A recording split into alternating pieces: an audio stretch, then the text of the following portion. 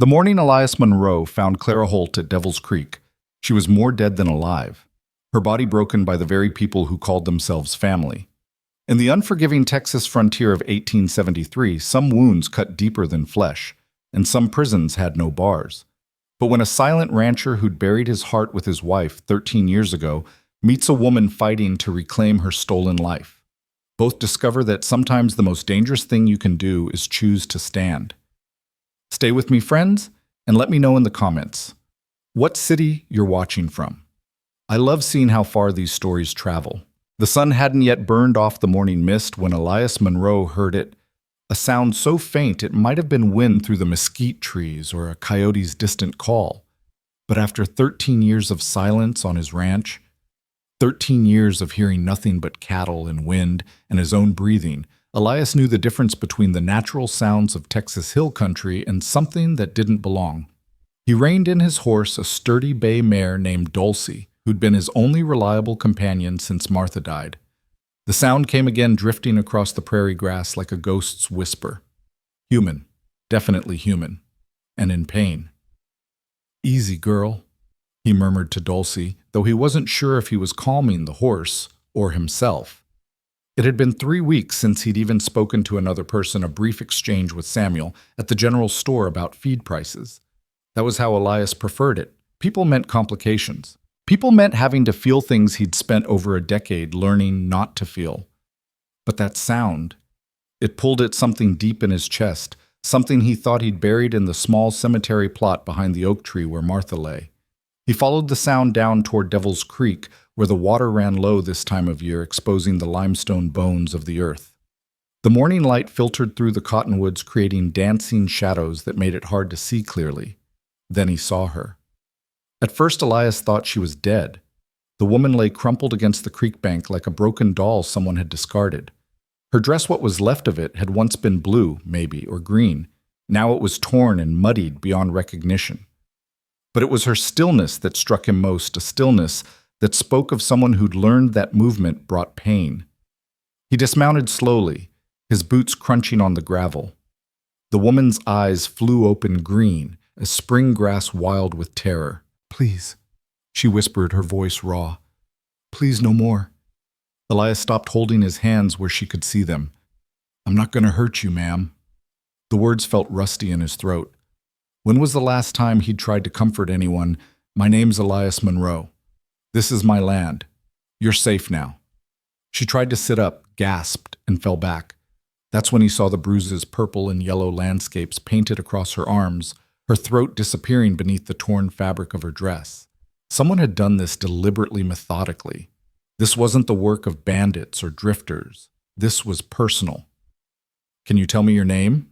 he asked, shrugging off his coat. He moved slowly, telegraphing every movement as he approached the way he would with a spooked horse. "Clara," she managed. "Clara Holt." The name meant nothing to him, but the way she said it, like she was reminding herself who she was, told him everything he needed to know about what she'd been through. He draped his coat over her shoulders, and she flinched at first, then pulled it tight around herself like armor. "We need to get you somewhere safe. Can you ride?" I don't know. They said I'd never." She stopped, her jaw clenching. "Yes, I can ride." It took some doing to get her on Dulcie. Every movement brought a barely suppressed whimper of pain, but she never complained, never asked him to stop. Elias walked alongside, leading the mare at the slowest pace she'd probably ever walked, every step measured and careful. "Where are you taking me?" Clara asked after they'd gone about a quarter mile. "My ranch. It's not far." "Your wife died 13 years ago." The words came out flat, matter of fact. He'd learned to say them that way to drain them of their power to cut. Clara was quiet for a long moment. Then so softly, he almost missed it. "I'm sorry." Strange how those 2 words from a stranger could still catch him off guard. The ranch house came into view, a modest 2-room cabin he'd built with his own hands when he and Martha had first claimed this land. It looked exactly as it had the day she died, because Elias had changed nothing. Her garden tools still leaned against the porch. Her rocking chair still sat by the window. Even her apron still hung on the peg by the door, though sun and time had faded it to the color of old bones. "It's not much," he said, helping Clara down from the horse. "It's perfect," she breathed, and he heard something in her voice he recognized the relief of someone who'd found sanctuary. Inside the cabin was spare, but clean. Elias didn't accumulate things. He'd learned that possessions were just more to lose. But Martha's touches remained: the quilt she'd made their first winter here, the curtains she'd sewn from flour sacks, the china teacup on the mantel, the one with the hairline crack that she'd refused to throw away. "You need food," he said, suddenly aware that he was out of his depth, "and water, and those wounds need tending." "I can manage," Clara said, but when she tried to take a step, her knees buckled. Elias caught her before she hit the floor, and for a moment they were close enough that he could see the pattern of fingerprint bruises on her throat. "Who did this to you?" The question came out harder than he'd intended. Clara's green eyes met his, and in them he saw a resolve that matched the steel he'd built around his own heart. "My husband's family, the Holts, after William died, they said I belonged to them, that I was family property just like the cattle in the land." Elias felt something cold settle in his chest. He'd heard of such things, families that treated their women like livestock, especially out here where law was scarce and might made right. "You don't belong to anyone. Try telling them that." She laughed, but it was a bitter sound. "They have money." "Influence. The sheriff in town is married to their cousin, who's going to stop them." The answer rose in Elias before he could stop it. "I will." Clara stared at him. "You don't even know me." "I know enough." He settled her in the chair by the fireplace. Martha's chair, though he didn't tell her that, and went to fetch water and clean cloth. His medical supplies were basic, meant for treating horse injuries and the occasional cut or scrape. But Martha had taught him a thing or two about tending wounds back when they dreamed of children who never came. "This might hurt," he warned, dabbing at a particularly nasty cut on her arm. "Can't hurt worse than—" She bit off the words, but he could fill in the rest. As he worked, Clara told him pieces of her story. How she'd married William Holt 3 years ago, thinking she'd found love and security. How William had been kind but weak, unable to stand up to his father Jeremiah and his brothers. How William had died 6 months ago when his horse threw him, and from that moment Clara had become a prisoner in her own home. "They said I owed them for my keep." She explained, her voice detached, clinical. "That I had to work off my debt.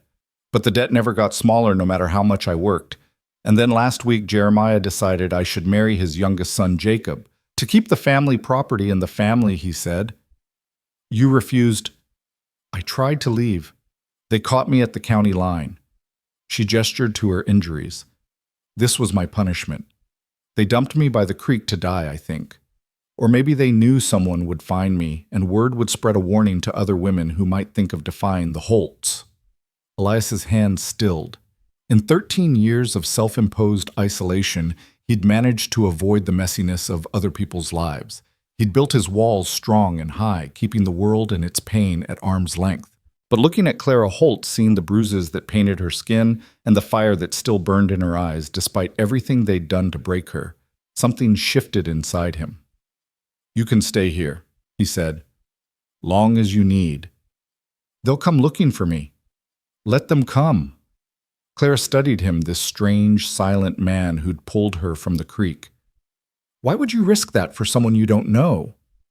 Elias thought of Martha, of the pneumonia that had taken her while he was 3 towns over selling cattle. How he'd come home to find her already buried, the neighbors having done what he should have been there to do. How he'd sworn that night to never again let the world close enough to hurt him.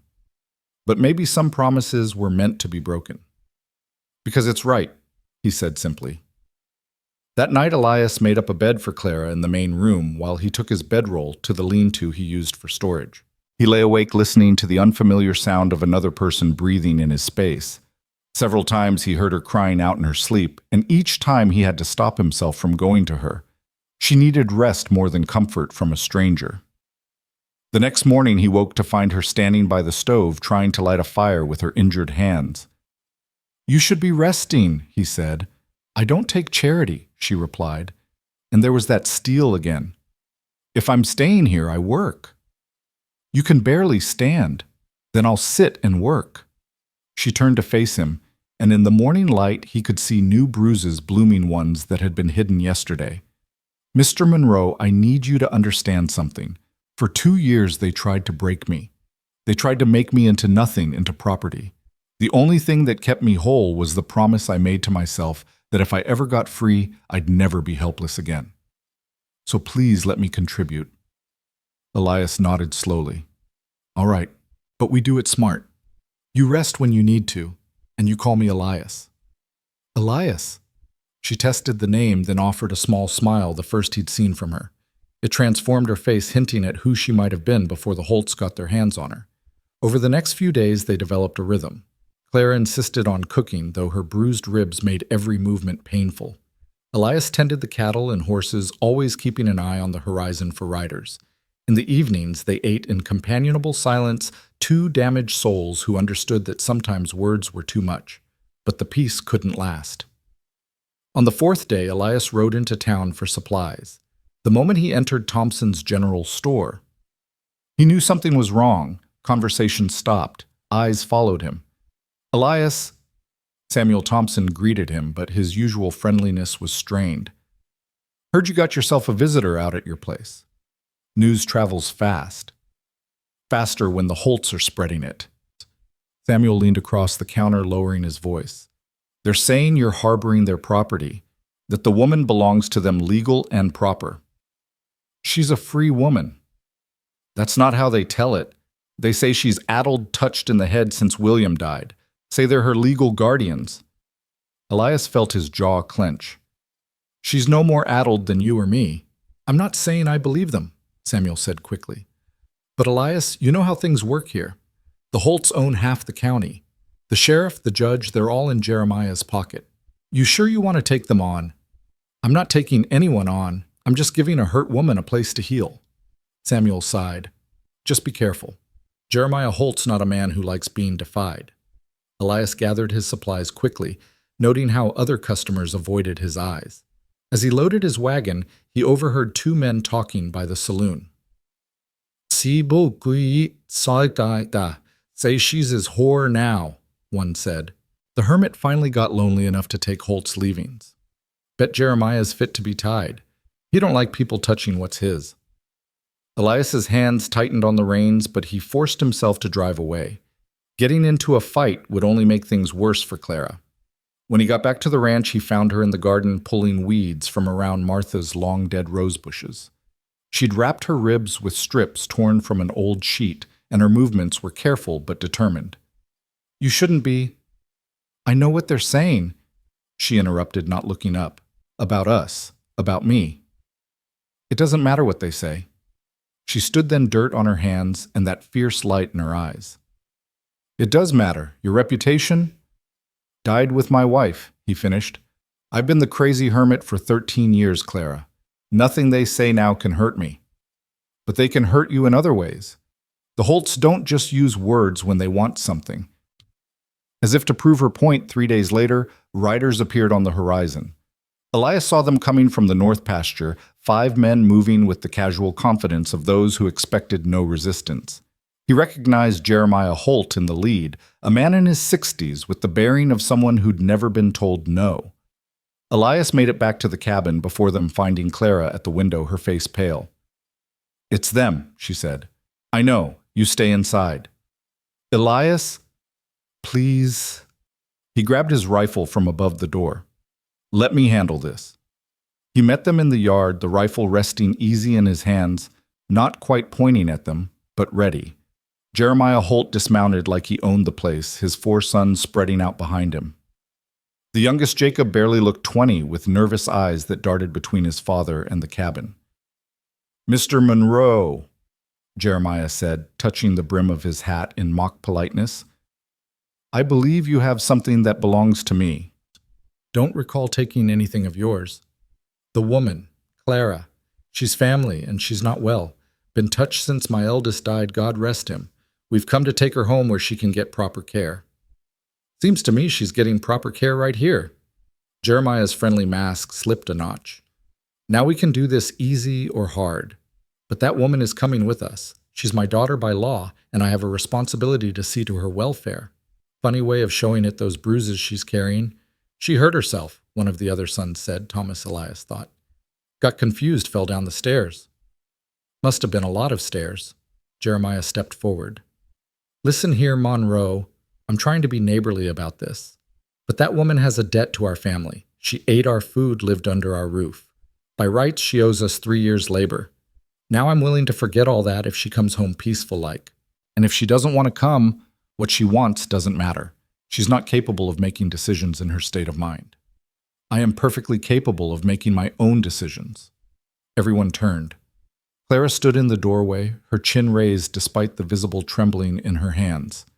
She'd changed into one of Martha's dresses that Elias had given her, simple brown calico that somehow made her look stronger, more solid. Clara, darling, Jeremiah said, his voice going soft and paternal, you've had us so worried. Come on now, let's get you home. That place was never my home, Clara said. It was my prison, and I'm not going back. You're confused. I'm clear as I've ever been. She stepped out onto the porch, moving to stand beside Elias. I choose to stay here.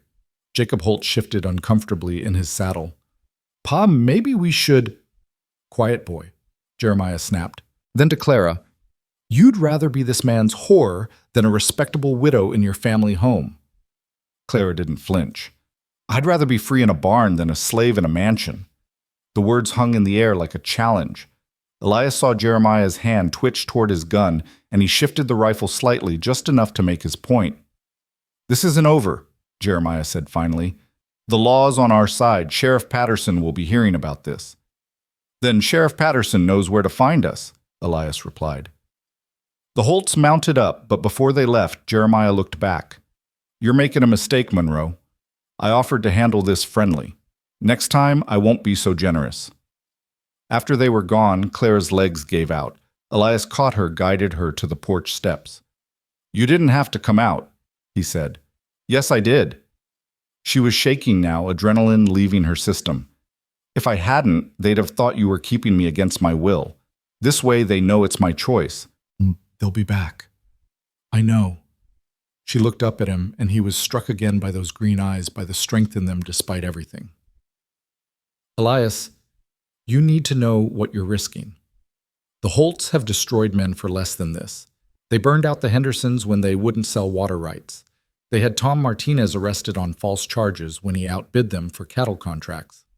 I'm not the Hendersons or Tom Martinez. No, she agreed.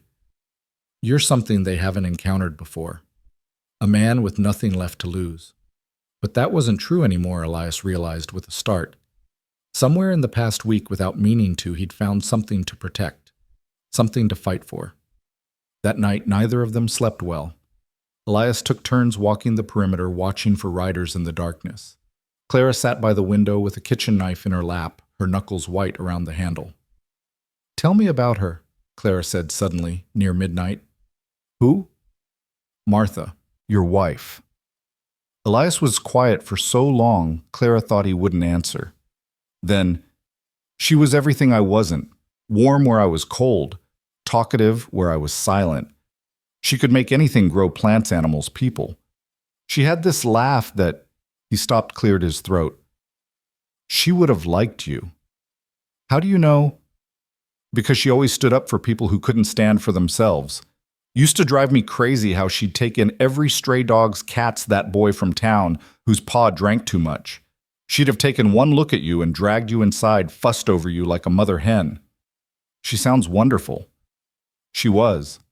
He paused. After she died, I thought the best way to honor her memory was to keep everything exactly as she left it, to stop time somehow, stop feeling. And now, he looked at Clara silhouetted against the window. Now I think maybe she'd be angry with me for using her death as an excuse to stop living. The next morning brought Sarah Winters from town, the shopkeeper's wife, a formidable woman who'd never been afraid of the Holts or anyone else. She drove up in her wagon with a determined set to her jaw. Elias Monroe, she called out. I know you're in there with that poor girl, and I'm not leaving until I see for myself she's all right. Clara looked panicked, but Elias just sighed. That's Sarah. She means well. Sarah bustled in like a force of nature, took one look at Clara's bruises, and pulled the younger woman into a gentle embrace. Oh, honey, what did those monsters do to you? To Elias's surprise, Clara broke down crying, the first real tears he'd seen from her. Sarah held her rocking, slightly murmuring comfort. I brought supplies, Sarah announced once Clara had composed herself. Proper women's things, clothes that actually fit, medical salve for those bruises. And I brought something else news. She looked at them both seriously. The Holts are meeting with Sheriff Patterson today. Word is they're going to claim Clara stole from them when she left. They're building a case to have her arrested. I didn't take anything, Clara protested. Only the clothes I was wearing, and look what they did to those. Doesn't matter if it's true, Sarah said. Patterson will issue the warrant if Jeremiah tells him to. But here's the thing, I've been talking to folks in town. Not everyone's in the Holt's pocket. The Reverend's mighty upset about what he's heard. Doc Morrison, too, he treated Clara once when William was alive, knows she's sound of mind. We might have more support than you think. After Sarah left, promising to return with more information, Clara turned to Elias. You see, it's starting. The Holts are going to tear this place apart to get to me. You should let me go. Where would you go? I don't know. Somewhere they can't find me. There's nowhere they can't find you if they want to. Running's not the answer. Then what is... Elias looked at her, this woman who'd somehow breached every wall he'd built. We stand and fight together. I'm not your responsibility, Elias. No, he agreed. You're my choice. The words settled between them heavy with meaning. Neither was ready to fully acknowledge. But that night when Clara cried out in another nightmare, Elias didn't hesitate. He went to her, sat beside her chair, and when she reached for his hand, he let her take it. I dream about the creek, she whispered, about lying there thinking I was going to die alone. Then I hear your voice and I know I'm safe. You are safe, he promised. I won't let them take you. Why? The question she'd asked before, but this time it carried more weight. Why do you care what happens to me? Elias thought about Martha, about the life they'd planned, the children they'd never had, the future that had died with her. He thought about 13 years of empty nights and silent mornings of going through the motions of living without actually being alive. Because you remind me what it's like to feel something other than grief, he said finally. Because you're fighting so hard to live, really live, and it makes me realize I stopped doing that a long time ago. Clara squeezed his hand. We're quite a pair, aren't we? Two broken people trying to piece ourselves back together.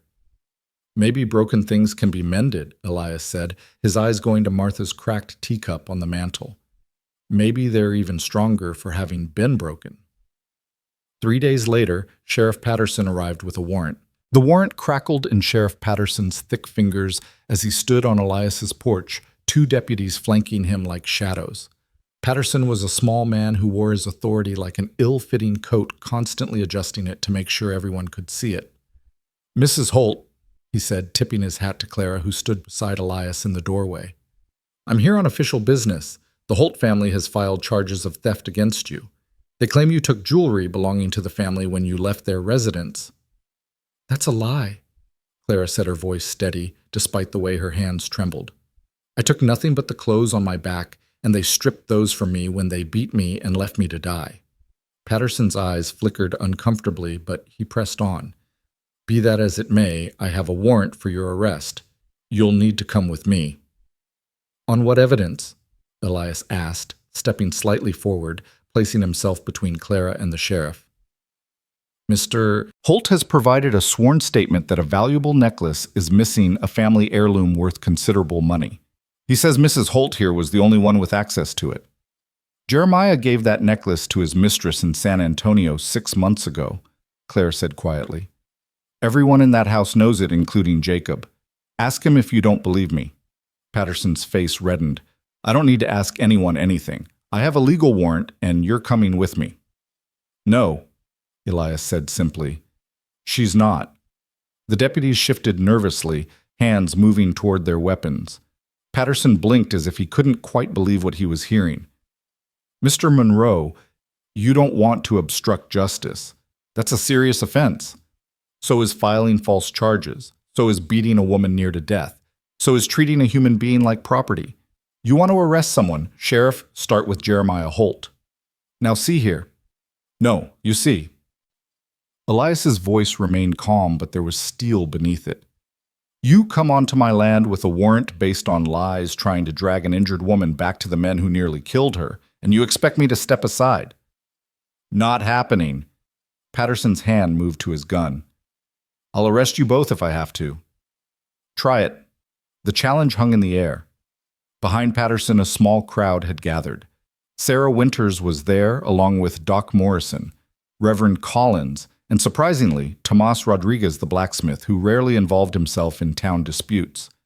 They stood silent, watching their presence a quiet form of pressure. Patterson looked back at them, then at Elias, who hadn't moved, hadn't even reached for the rifle just inside the door. But there was something in his stance and his eyes that spoke of a man who'd crossed a line in his mind and wouldn't be crossing back. This isn't over, Patterson said, finally lowering his hand. The warrant stands. She shows her face in town, I'll arrest her. And Monroe, you're harboring a fugitive now. That's a crime. Add it to my list of sins, Elias replied. After the sheriff and his deputies left, followed slowly by the crowd of townspeople, Clara sank into a chair, her face pale. You shouldn't have done that, she said. Now you're a target too. I've been a target since the day I brought you here. Elias moved to the window, watching the dust from the departing horses settle. This was never going to end easy, Clara. Men like Jeremiah Holt don't give up what they think is theirs. I'm not his, she said fiercely. I know that, you know that, but he doesn't and he won't until someone makes him understand. That night they had unexpected visitors. Tomas Rodriguez arrived after dark, bringing with him 3 other men, Miguel Vasquez John Chen, and surprisingly Robert Holt, Jeremiah's estranged brother, who ran a small spread on the far side of the county. We need to talk, Tomas said, accepting the coffee Elias offered. What happened today with Patterson, it's got folks stirred up. Some think you're in the right. Some think you're causing trouble that'll blow back on all of us. And what do you think? Elias asked. I think, Tomas said slowly, that a man who beats a woman and then uses the law to drag her back isn't a man who should have that kind of power. Robert Holt spoke up, his voice rough with years of cigarettes and whiskey. My brother's been a bastard his whole life. Our daddy was the same. They think money and land give them the right to own people. He looked at Clara. I'm sorry for what they done to you, girl.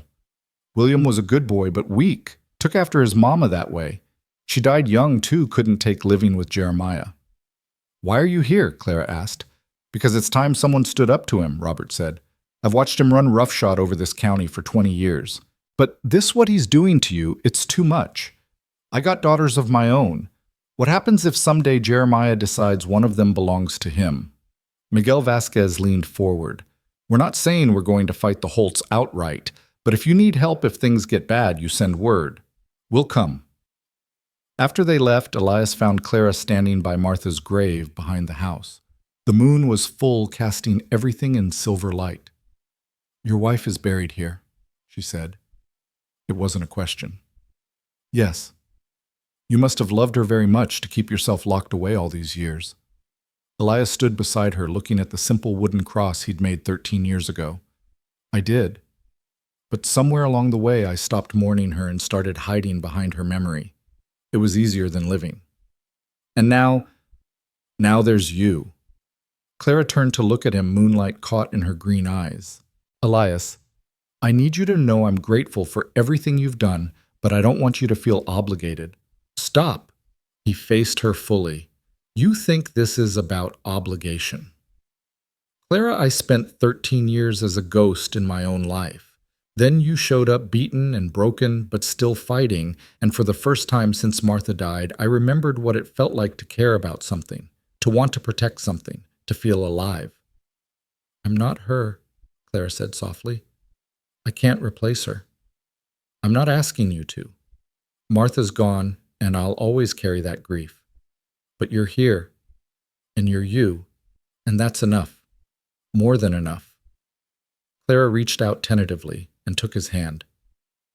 We're both so damaged, Elias. What if we're too broken to build something new? Then we'll build something different, Something that's ours. They stood there in the moonlight, two wounded souls finding comfort in shared silence, unaware that 3 miles away Jeremiah Holt was meeting with Judge Crawford planning their next move. The news came with Sarah Winters 2 days later. She arrived mid-morning, her wagon loaded with supplies and her face grim. "They've set a hearing," she announced without preamble. Judge Crawford's agreed to review Clara's mental state and determine if she needs a legal guardian. If he rules in Jeremiah's favor, Clara becomes his ward and he can force her back legally. "Crawford's in Jeremiah's pocket," Elias said. "Everyone knows that." "Maybe," Sarah agreed. "But the hearing's public. The whole town will be watching. And Elias people are talking. What Jeremiah did to Clara, leaving her by that creek, folks are disturbed by it. Even some who usually side with the Holts are having second thoughts." "When's the hearing?" 3 days, and there's more. Sarah pulled out a document. "Reverend Collins found this in the church records. It's Clara and William's marriage certificate, but look at the witness signatures." Clara took the paper, her face paling. "These are forged. Neither of these people were at our wedding." "Which means," Sarah said meaningfully, "that Jeremiah has been falsifying documents for a while. If we can prove that, it might cast doubt on anything else he presents to the judge." That afternoon, while Elias was checking the fence line, he spotted riders approaching not the aggressive charge of the Holts, but a single figure riding slowly, uncertainly. As the rider got closer, Elias recognized Jacob Holt, Jeremiah's youngest son. Elias met him with his rifle visible, but not raised. "Lost boy?" Jacob dismounted, his hands held away from his weapons. He was young, maybe 21, with his mother's softer features rather than his father's harsh angles. "I need to talk to Clara, he said. "She doesn't want to talk to you." "Please, I need to warn her." Against his better judgment, Elias brought the boy to the house. Clara went rigid when she saw him, her hand going to the kitchen knife on the counter. "It's all right," Jacob said quickly. "I'm not here to cause trouble.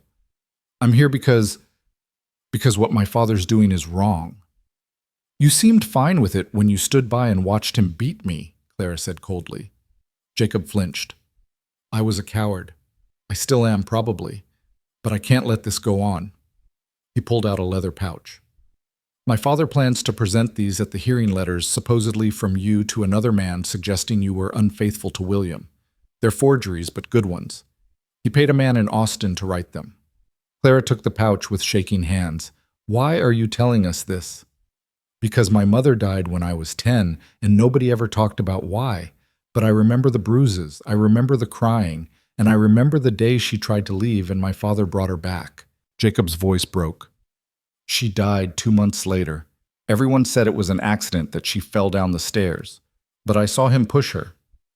The confession hung heavy in the air. Clara's expression softened slightly. "If you testify to that," Elias began. "I can't," Jacob said quickly. "I'm still a coward, Mr. Monroe, but I can try to help in other ways. There's going to be trouble at the hearing. My father's bringing in men from San Antonio, guns for hire. He plans to make an example of both of you if the judge doesn't rule his way." "Let him try," Elias said.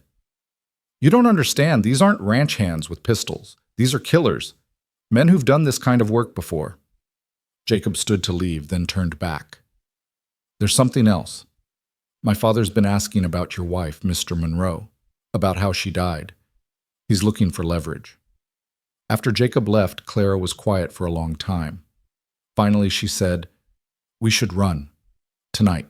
Head for Mexico or California, somewhere they can't follow." "Is that what you want?" "No," she admitted. "I'm tired of running, but I don't want you to die for me either.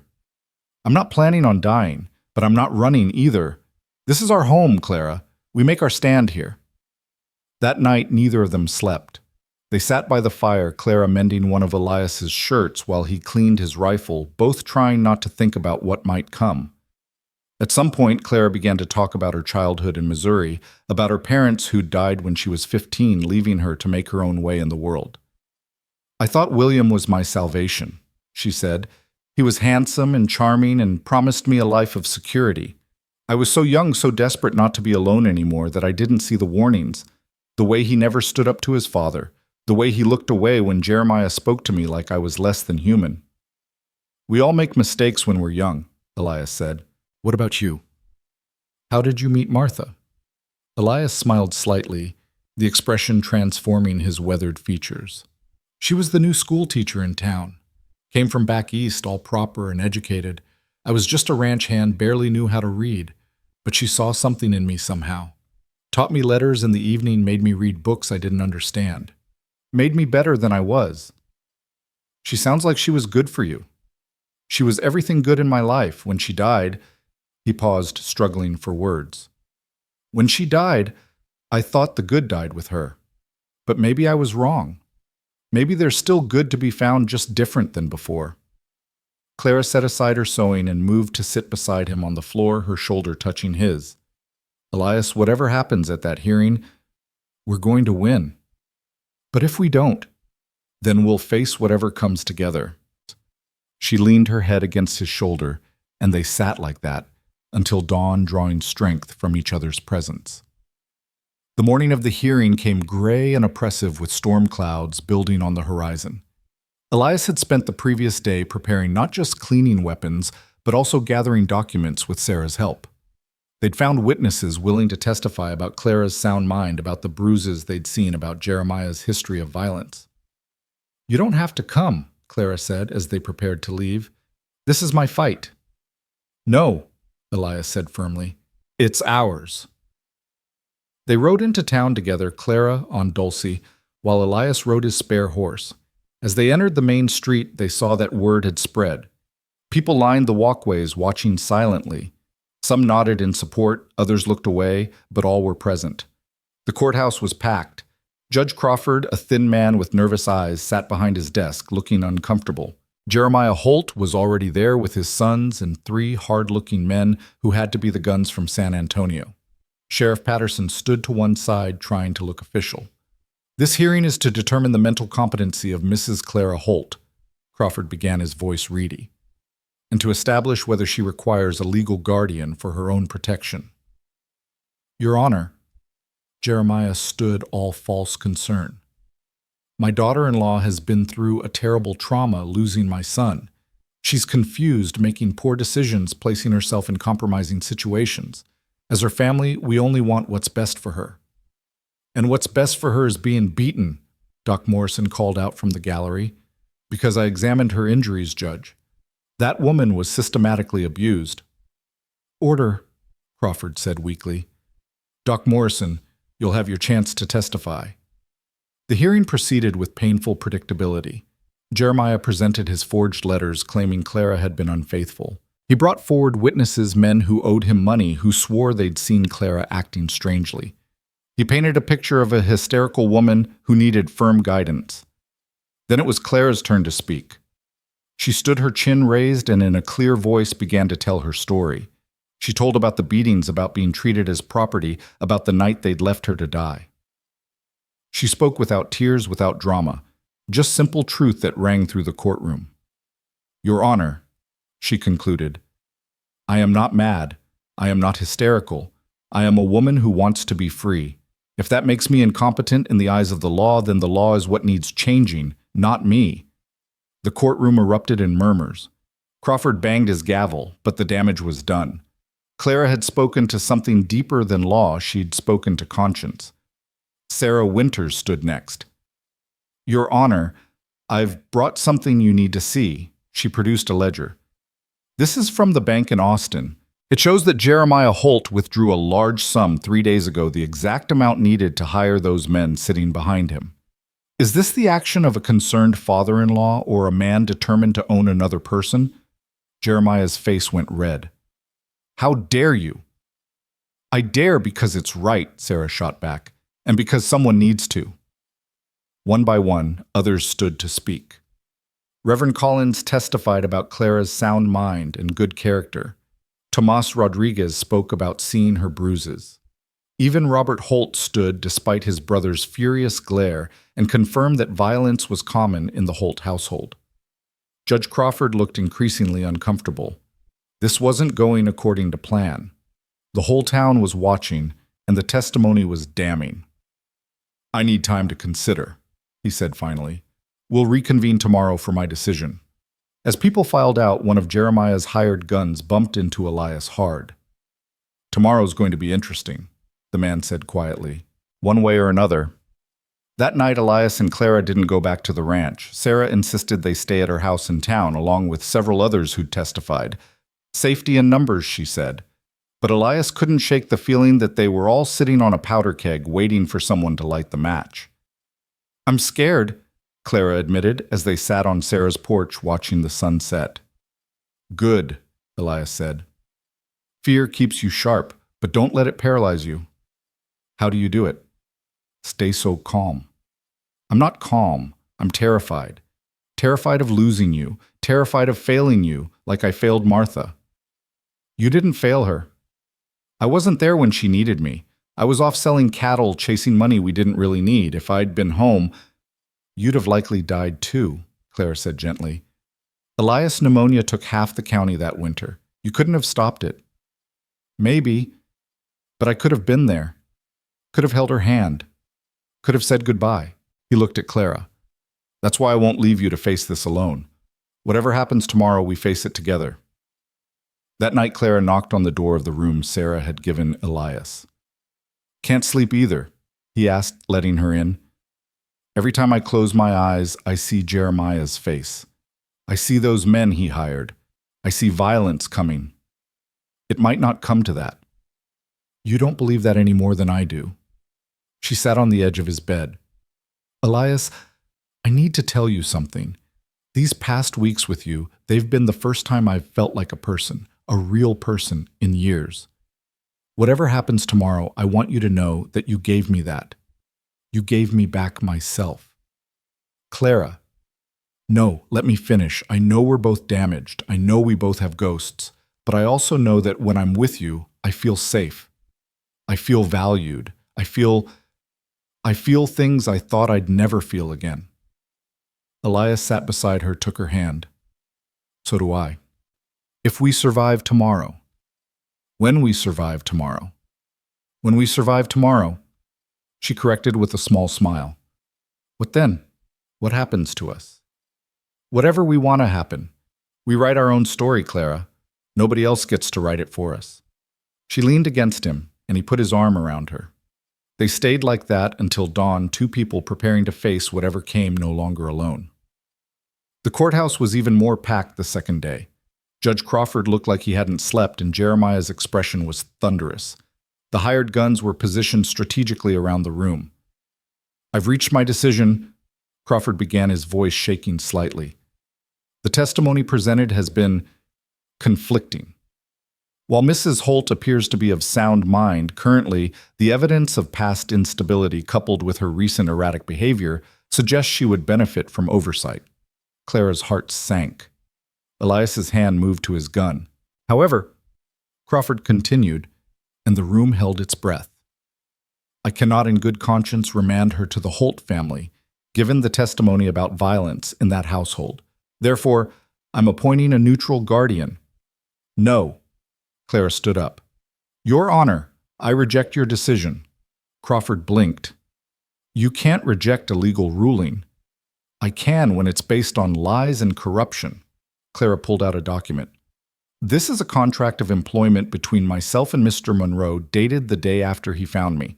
According to state law, an employed woman maintaining her own residence cannot be placed under guardianship against her will unless proven dangerous to herself or others. Has anyone presented evidence that I'm dangerous? The courtroom buzzed. Crawford looked to Jeremiah, who was standing now, his face purple with rage. This is ridiculous, Jeremiah snarled. The contract's obviously fake. Unlike the letters you presented, Clara shot back. Unlike the witnesses you paid, you little enough. Crawford banged his gavel. Mrs. Holt, this contract is legally binding and properly witnessed, Reverend Collins interrupted, standing. I signed it myself along with Mrs. Winters. Crawford was trapped. The law was clear and the whole town was watching. If he ruled against Clara now, his corruption would be obvious. Case dismissed, he said weakly. The courtroom erupted. Some cheered, others shouted in anger.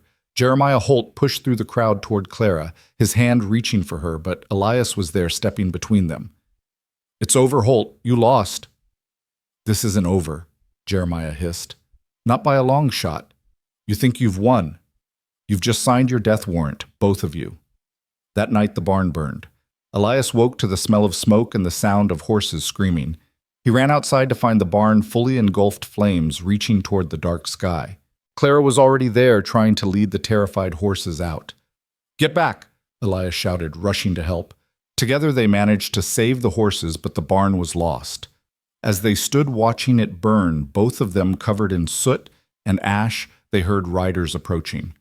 It was Tomas Rodriguez and several other men from town. We saw the flames, Tomas said. The Holts. Who else? Elias said grimly. This has to stop, Miguel Vasquez said. They can't just burn out anyone who stands up to them. But even as the men talked about justice and standing together, Elias knew the truth. This was just the beginning. Jeremiah Holt had made his move, and now it was war. As dawn broke over the smoldering remains of the barn, Clara found Elias standing alone, staring at the destruction. I'm so sorry, she said. This is because of me. No, he said firmly, turning to her. This is because Jeremiah Holt is a monster who believes he owns the world. But he's wrong, and we're going to prove it. How? Elias looked at her, this woman who'd survived so much, who'd stood up in that courtroom and fought for her freedom. By not backing down. By standing together. By showing everyone that fear only has the power we give it. That's going to get us killed. Maybe. But I'd rather die standing with you than live hiding from them. Clara took his soot-stained hand in hers. Then we stand. In the distance, storm clouds gathered, and the first drops of rain began to fall on the burning embers of the barn. Change was coming to the county one way or another. The only question was who would be left standing when it was over. The rain that had started as the barn burned became a downpour by noon, turning the ashes into black mud that clung to everything. Clara stood in what had been the barn's entrance, her dress soaked through, watching Elias salvage what he could from the wreckage. A few tools, some harness leather that had somehow survived, not much else. 13 years of work, he said quietly, pulling a half-melted horseshoe from the debris. Gone in one night. We'll rebuild, Clara said, though she knew how hollow the word sounded. With what money? With what materials? The Holts controlled most of the lumber supply in the county, and after last night, no one would dare sell to them anyway. Mr. Monroe, the voice came from the road. Young Timothy Sanders, the telegraph operator's son, rode up on a lathered horse. Mr. Monroe, you need to know Jeremiah Holt's put a bounty on you. $500 for anyone who drives you off your land. Dead or alive? Elias asked dryly.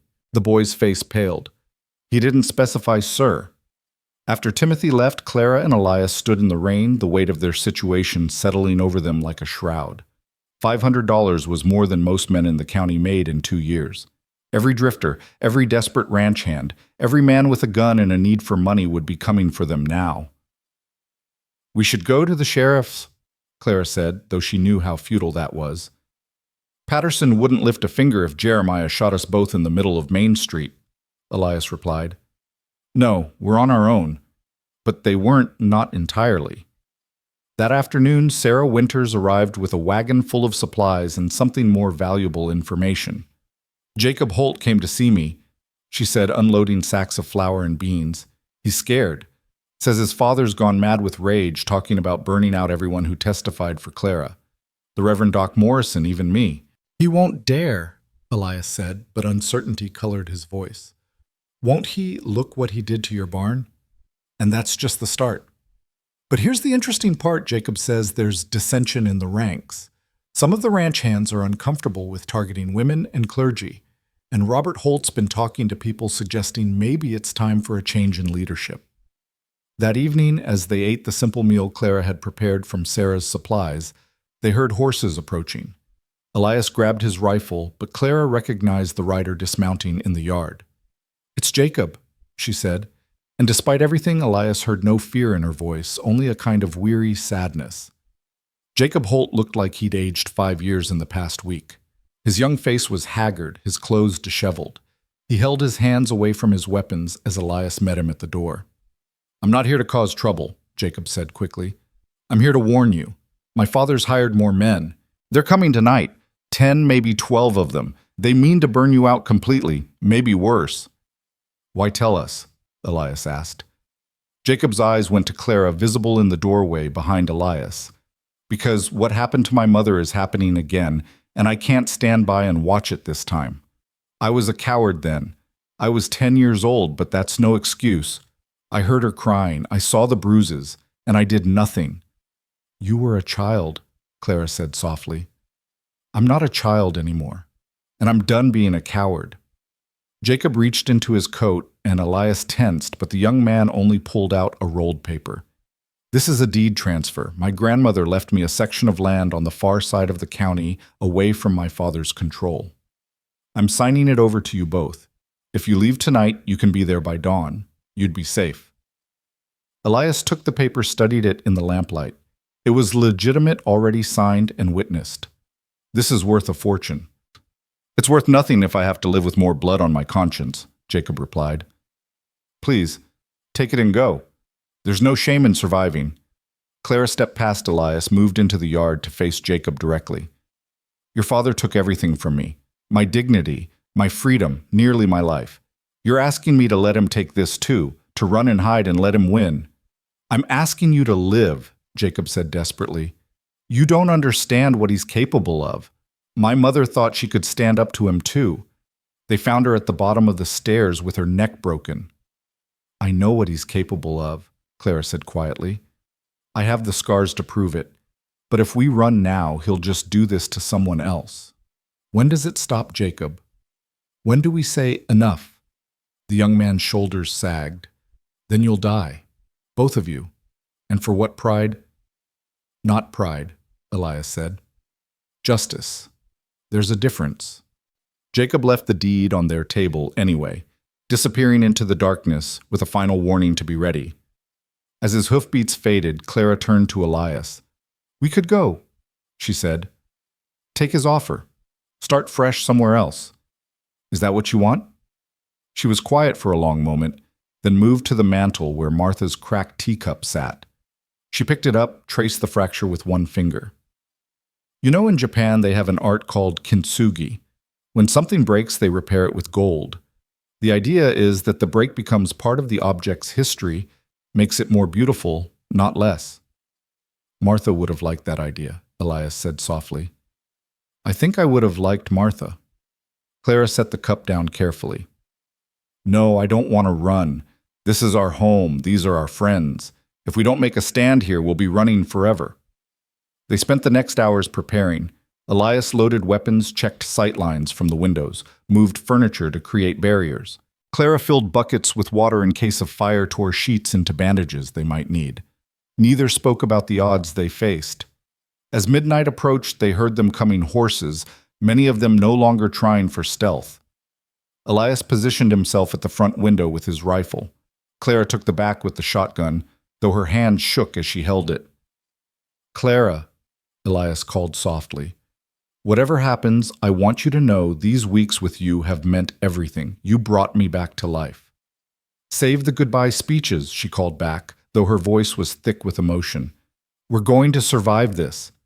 The riders stopped just outside rifle range. Elias could see them in the moonlight, dark shapes against the lighter prairie. Then Jeremiah Holt's voice boomed across the distance. "Monroe, send out the woman and you can live. Keep her and you'll both burn. You've got 1 minute to decide." "Go to hell, Holt," Elias shouted back. "Have it your way." The first torch arced through the air, landing on the porch roof. Then another and another. But the rain from earlier had soaked everything, and the flames struggled to catch. Elias heard cursing from the riders. "Rush them!" someone shouted, and the horsemen charged. Elias fired, fired again. One rider fell, then another. Clara's shotgun boomed from the back. Glass shattered as bullets tore through windows. The air filled with gun smoke and the screams of horses.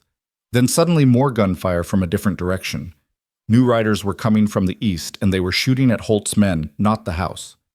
Elias saw Tomas Rodriguez in the lead with Miguel Vasquez and John Chen beside him. Behind them came more men, townspeople who'd had enough. The battle turned into chaos. Holt's hired guns caught between the house and the new arrivals began falling back.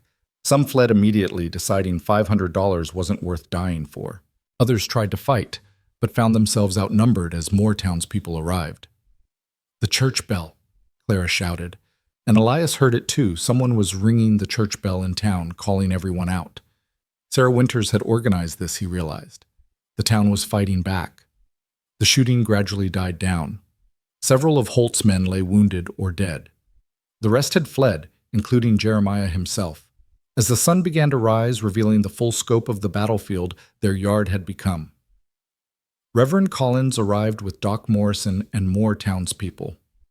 "Is it over?" Clara asked, emerging from the house, her face streaked with powder burns and tears she didn't remember crying.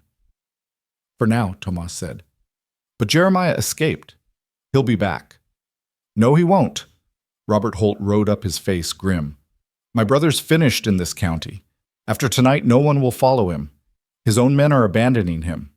The sheriff's hiding in his office, scared to show his face, and Judge Crawford lit out for Austin an hour ago." "Where's Jeremiah now?" Elias asked. "Holed up at the ranch with his remaining sons and maybe 3 or 4 loyal hands. He's finished, but he doesn't know it yet." Doc Morrison was tending to the wounded, both Holt's men and townspeople. Clara went to help him, her hand steady now that the immediate danger had passed. Elias watched her work, saw the strength in her that no amount of violence had been able to break. "You love her," Sarah Winters said, appearing at his elbow. "Yes," Elias said simply. "Good. You both deserve some happiness after all this. But it's not over yet. Jeremiah won't give up easy." She was right. 2 days later, word came that Jeremiah was rallying what forces he had left, planning one final assault. But this time the town was ready. Men stood guard in shifts, women organized supplies and medical care. Even the children helped carrying messages and watching for riders. It was Jacob who ended it in a way no one expected. He rode into town 3 days after the battle, but he wasn't alone. With him were 2 Texas Rangers brought from Austin on his request. "I've given testimony," Jacob announced in the packed saloon where everyone had gathered. "About my mother's death, about the forgeries, about the violence. These men are here to arrest Jeremiah Holt for murder." The silence was deafening. Then someone started clapping Clara. Others joined in, and soon the whole room was applauding the young man who'd finally found his courage. "He won't go quietly," one of the Rangers said. "We'll need deputies." Every man in the room volunteered. They rode out at dawn, the Rangers, Jacob, Elias, and 24 townsmen. Clara wanted to come, but Elias convinced her to stay with Sarah. This was something he needed to do to finish what had started that morning by the creek. The Holt ranch was eerily quiet as they approached. No guards, no movement. They found Jeremiah in his study, drunk, a pistol on the desk in front of him. His remaining sons had fled in the night, taking what they could carry. "Come to gloat Monroe," Jeremiah slurred. "Come to see justice done," Elias replied. Jeremiah laughed bitterly. "Justice. You took everything from me, my authority, my reputation, my own sons." "You did that yourself," Jacob said quietly. "The moment you pushed Mother down those stairs." Jeremiah's face went white. "You don't know what you're talking about." "I saw you," Jacob said. "I was hiding in the hallway. I saw you push her. I've lived with that image for 11 years. The fight went out of Jeremiah then. When the Rangers put the shackles on him, he didn't resist. As they led him away, he looked back at Jacob one last time. "You're no son of mine," he said. "No." Jacob agreed. "I'm my mother's son, finally." The trial in Austin was swift. With Jacob's testimony and the evidence of forgery and assault, Jeremiah Holt was convicted of murder and sentenced to hang.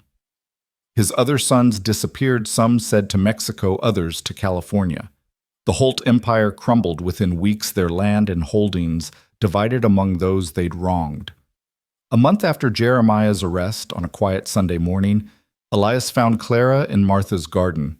She'd been working on it for weeks, clearing away 13 years of neglect, planting new seeds alongside the old perennials that had somehow survived. "It's going to be beautiful," he said.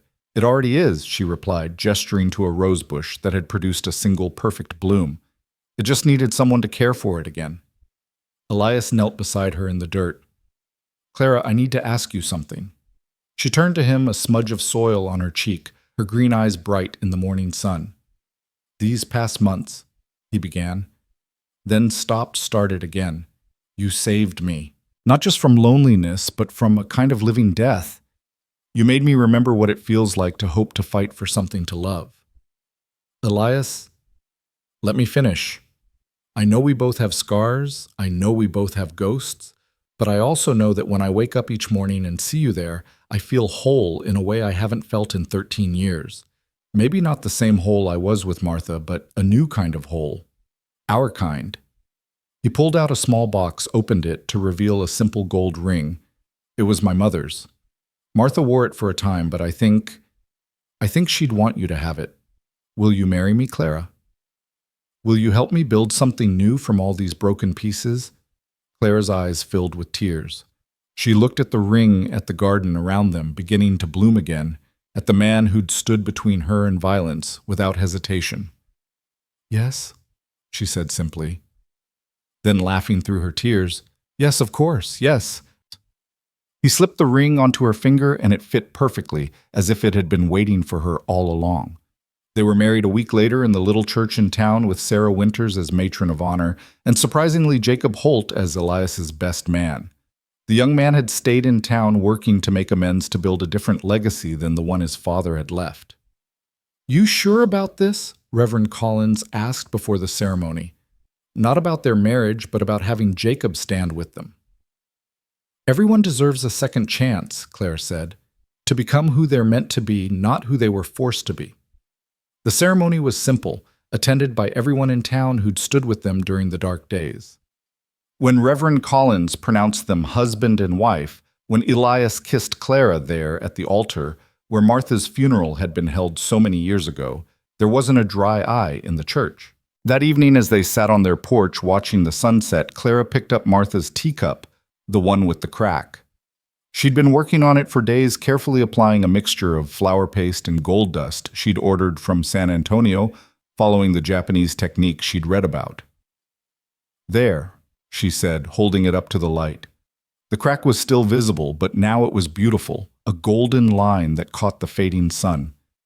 Not hidden, not erased, but made beautiful. "Like us," Elias said, pulling her close. "Like us," she agreed.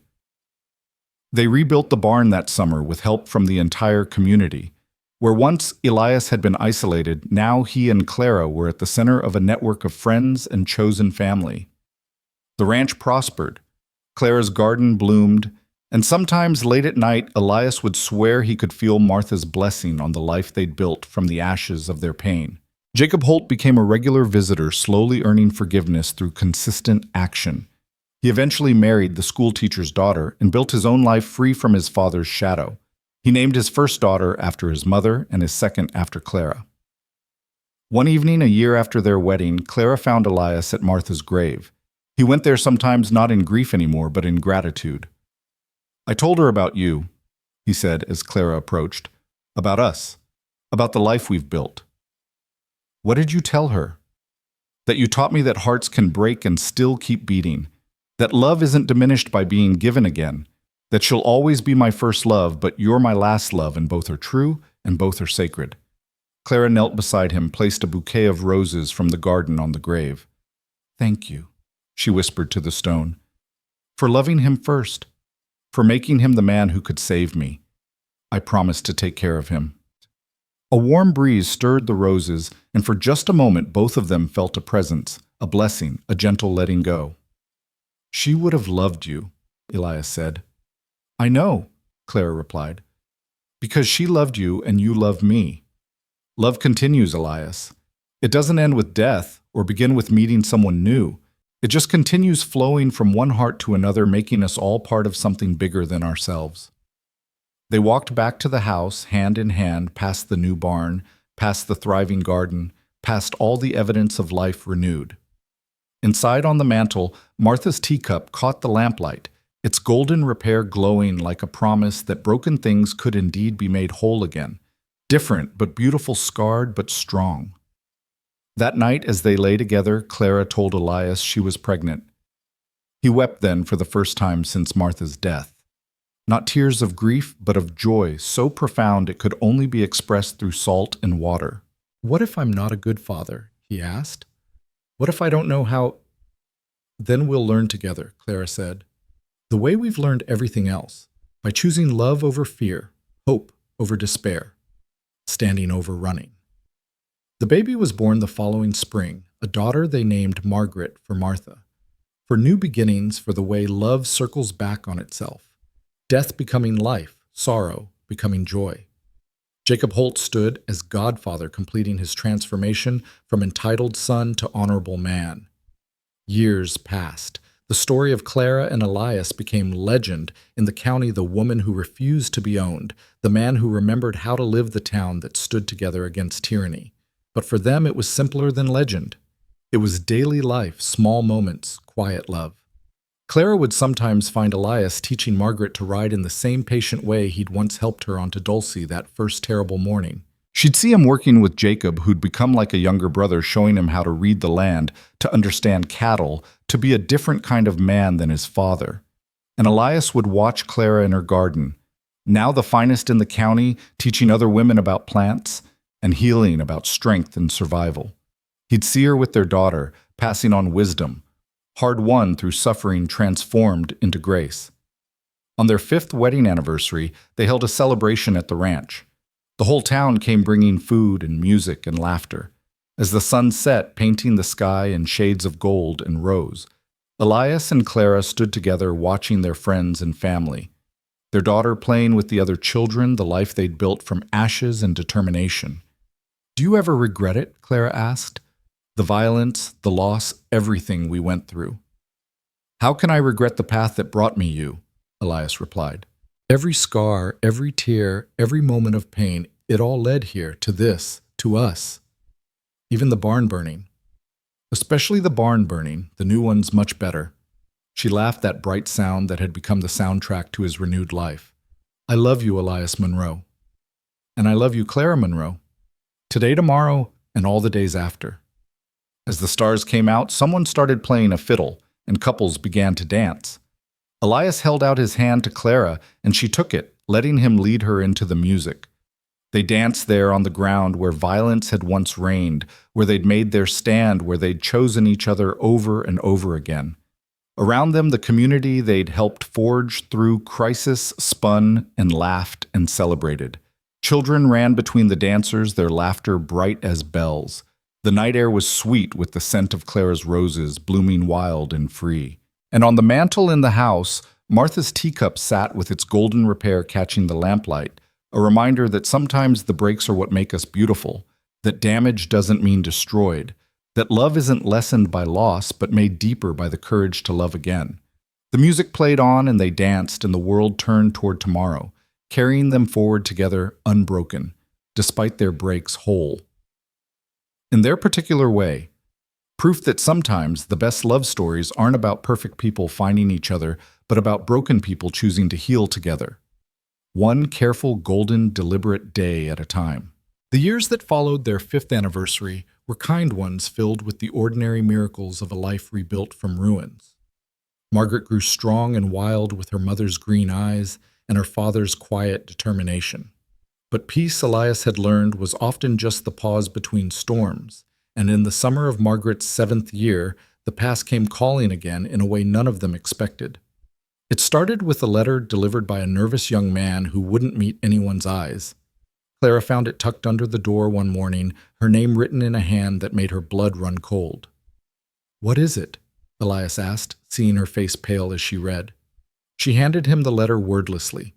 It was from Thomas Holt, one of Jeremiah's sons who'd fled after the trial. He was coming back to Texas, he wrote, and he wanted what was his, including the woman his father had claimed for the family. "He can't be serious," Elias said, though his hand instinctively went to where his gun usually hung.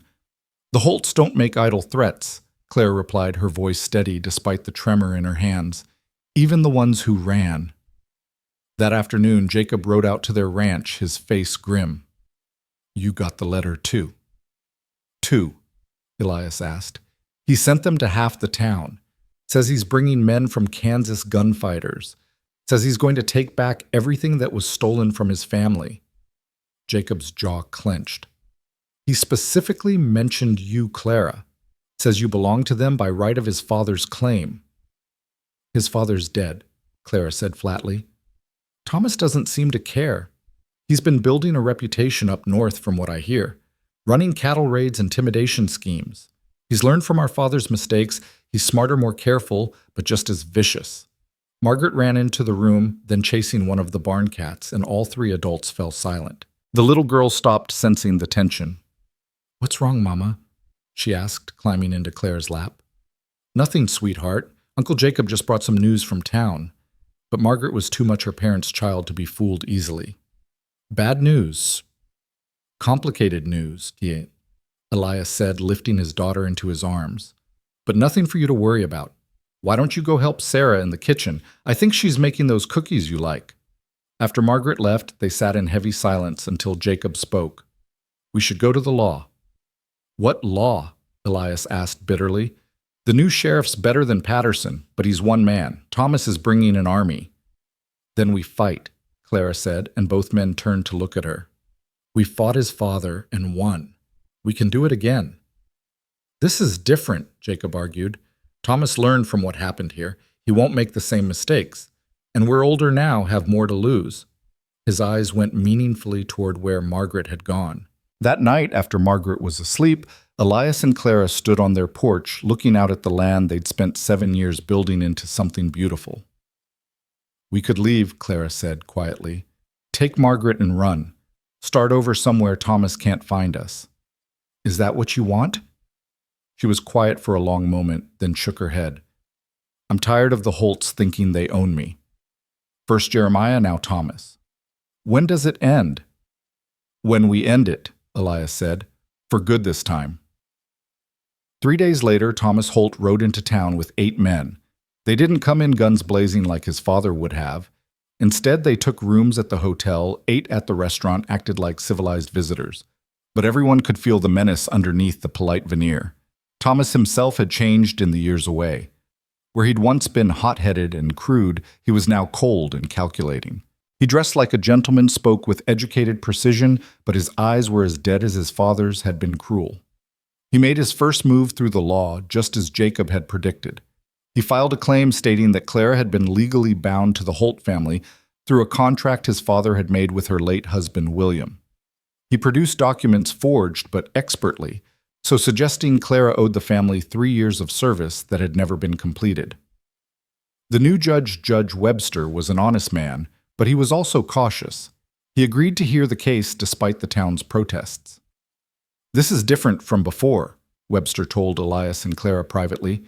"These documents look legitimate. Without proof they're forged, I have to consider them."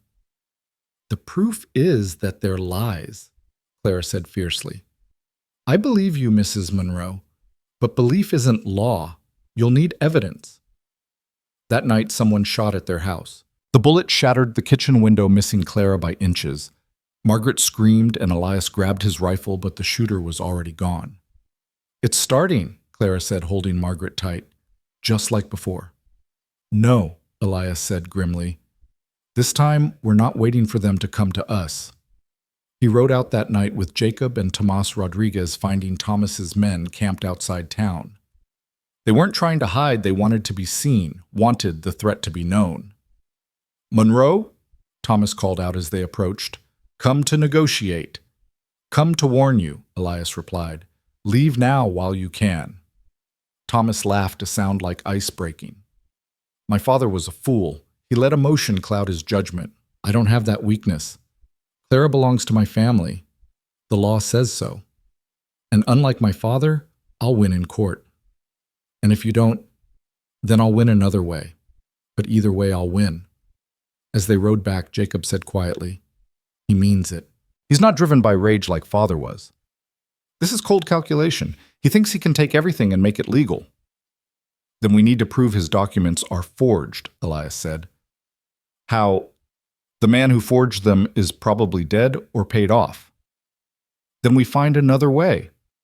That way came from an unexpected source. Sarah Winters had been corresponding with women in other towns, building a network of information and support. One of her contacts in Kansas had heard of Thomas Holt and his activities there. He's wanted in Kansas, Sarah announced, arriving at the ranch with a stack of papers. Cattle theft, assault, intimidation. There's a warrant for his arrest. That won't matter if he wins the case here first, Clara pointed out. No, but it might matter to Judge Webster, a man wanted for crimes in another state trying to use the law here. That's suspicious enough to throw doubt on everything he presents. They brought the information to Webster, who studied it carefully. This is helpful, but Thomas will claim it's irrelevant to the case at hand. You need something more direct. That something came from Thomas's own men. Not all of them were hardened criminals, some were just desperate men who needed work. One of them, a young man named Pete, had a sister who'd been helped by Clara years ago when she was sick. His loyalty was torn. Pete approached Jacob secretly one night. "I can't do this," he said. "Not to Mrs. Monroe, not after what she did for my family." "Then help us," Jacob urged. "I can't testify. Thomas would kill me." But Pete pulled out a letter. "Thomas had me deliver this to a man in Austin last week. I read it. It's instructions for creating the documents with details about what they should say. The man's supposed to bring them to the trial as a discovered piece of evidence." "This is proof of forgery," Jacob said excitedly. "It's proof I'm dead if Thomas finds out I gave it to you." "He won't," Jacob promised. "We'll protect you." But Thomas had eyes everywhere. The night before the trial, he made his move. Clara was alone at the ranch. Elias had gone to town to meet with the judge, and Margaret was staying with Sarah for safety. She heard them coming, multiple horses, and knew she didn't have time to run. She grabbed the shotgun and barricaded herself in the house, but Thomas didn't attack. Instead, he called out, "Clara, let's discuss this like civilized people." "There's nothing to discuss." "Isn't there? I'm offering you a choice. Come with me willingly, and your daughter and husband live. Fight me and accidents happen. Children fall from horses. Men get shot by bandits. Tragic, but common out here." Clara felt ice in her veins. "You wouldn't dare." "Wouldn't I?" "My father's mistake was being too direct. But there are so many ways for people to die out here. So many accidents waiting to happen. If anything happens to my family, the whole town will know it was you." "Will they? I'll be in Kansas when it happens. My men will have alibis. And you'll be with me, my father's rightful property finally claimed." Clara's hand shook on the shotgun. "I'll die first." "No, you won't, because you're a mother now, and mothers do whatever they must to protect their children." Thomas's voice was calm, reasonable, terrifying. "Think about it, Clara. One life of service to save 2 lives you love. It's not really a choice, is it?" He left then, his men riding away into the darkness, leaving Clara standing in her fortified house, shaking with rage and fear. When Elias returned, he found her sitting at the kitchen table, the shotgun across her lap, tears streaming down her face. "What happened?" She told him about Thomas's visit, his threats. Elias's face darkened with each word. "He threatened Margaret. He'll kill you both if I don't go with him. You know he will. He's not like his father. He's patient. He'll wait months, years if necessary. And then one day, we'll stop him. How he's smart, careful. He has alibis, plans." Clara stood pacing. "Maybe I should—" "Don't." Elias caught her shoulders. "Don't even think it. We don't surrender to men like him. We don't negotiate with them. We end them. This isn't like before Elias. He's threatening our child. And that's why he's already lost. Because now it's not just about us. The whole town has children. Every parent will understand the threat he represents."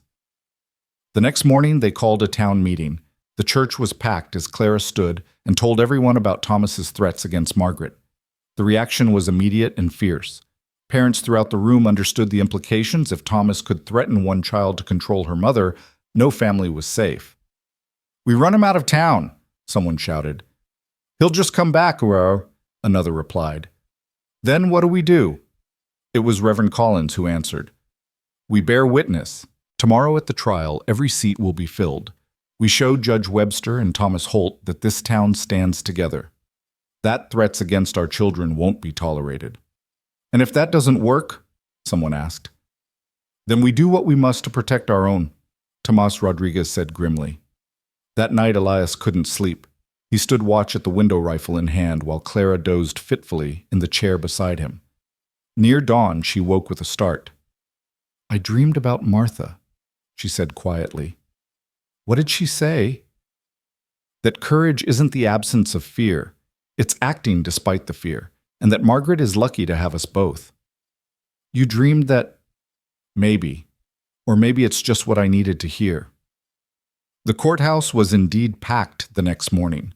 Every seat filled, people standing along the walls, spilling out into the street. Thomas Holt sat at the plaintiff's table, seemingly unperturbed by the crowd. Judge Webster called the court to order, and Thomas presented his case with cold efficiency. The documents looked damning, contracts, agreements, all seemingly proving Clara's obligation to the Holt family. Then Jacob stood.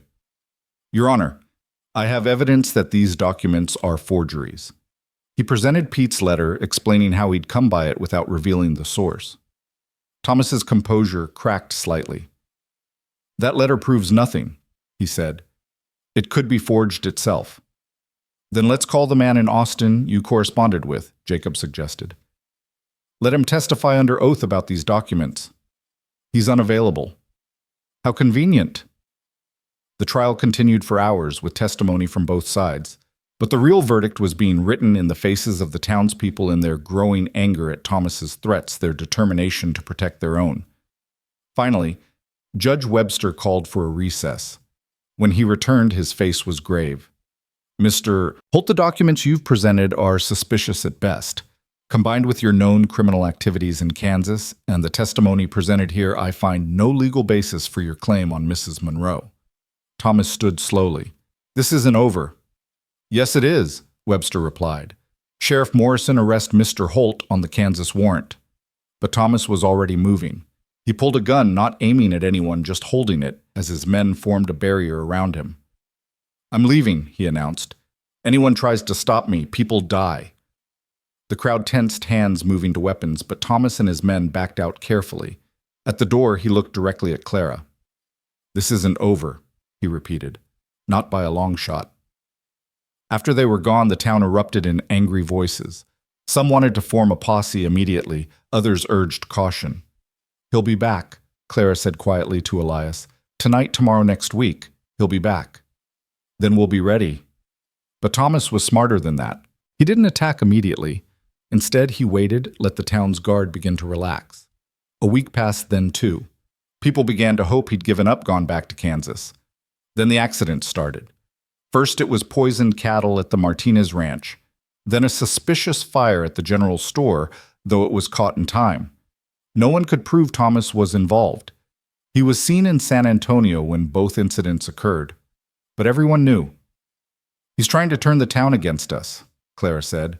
Make them think protecting us isn't worth the cost. It's not working, Sarah assured her. If anything, it's making people angrier. But the strain was showing. Parents kept their children close. Men patrolled in shifts.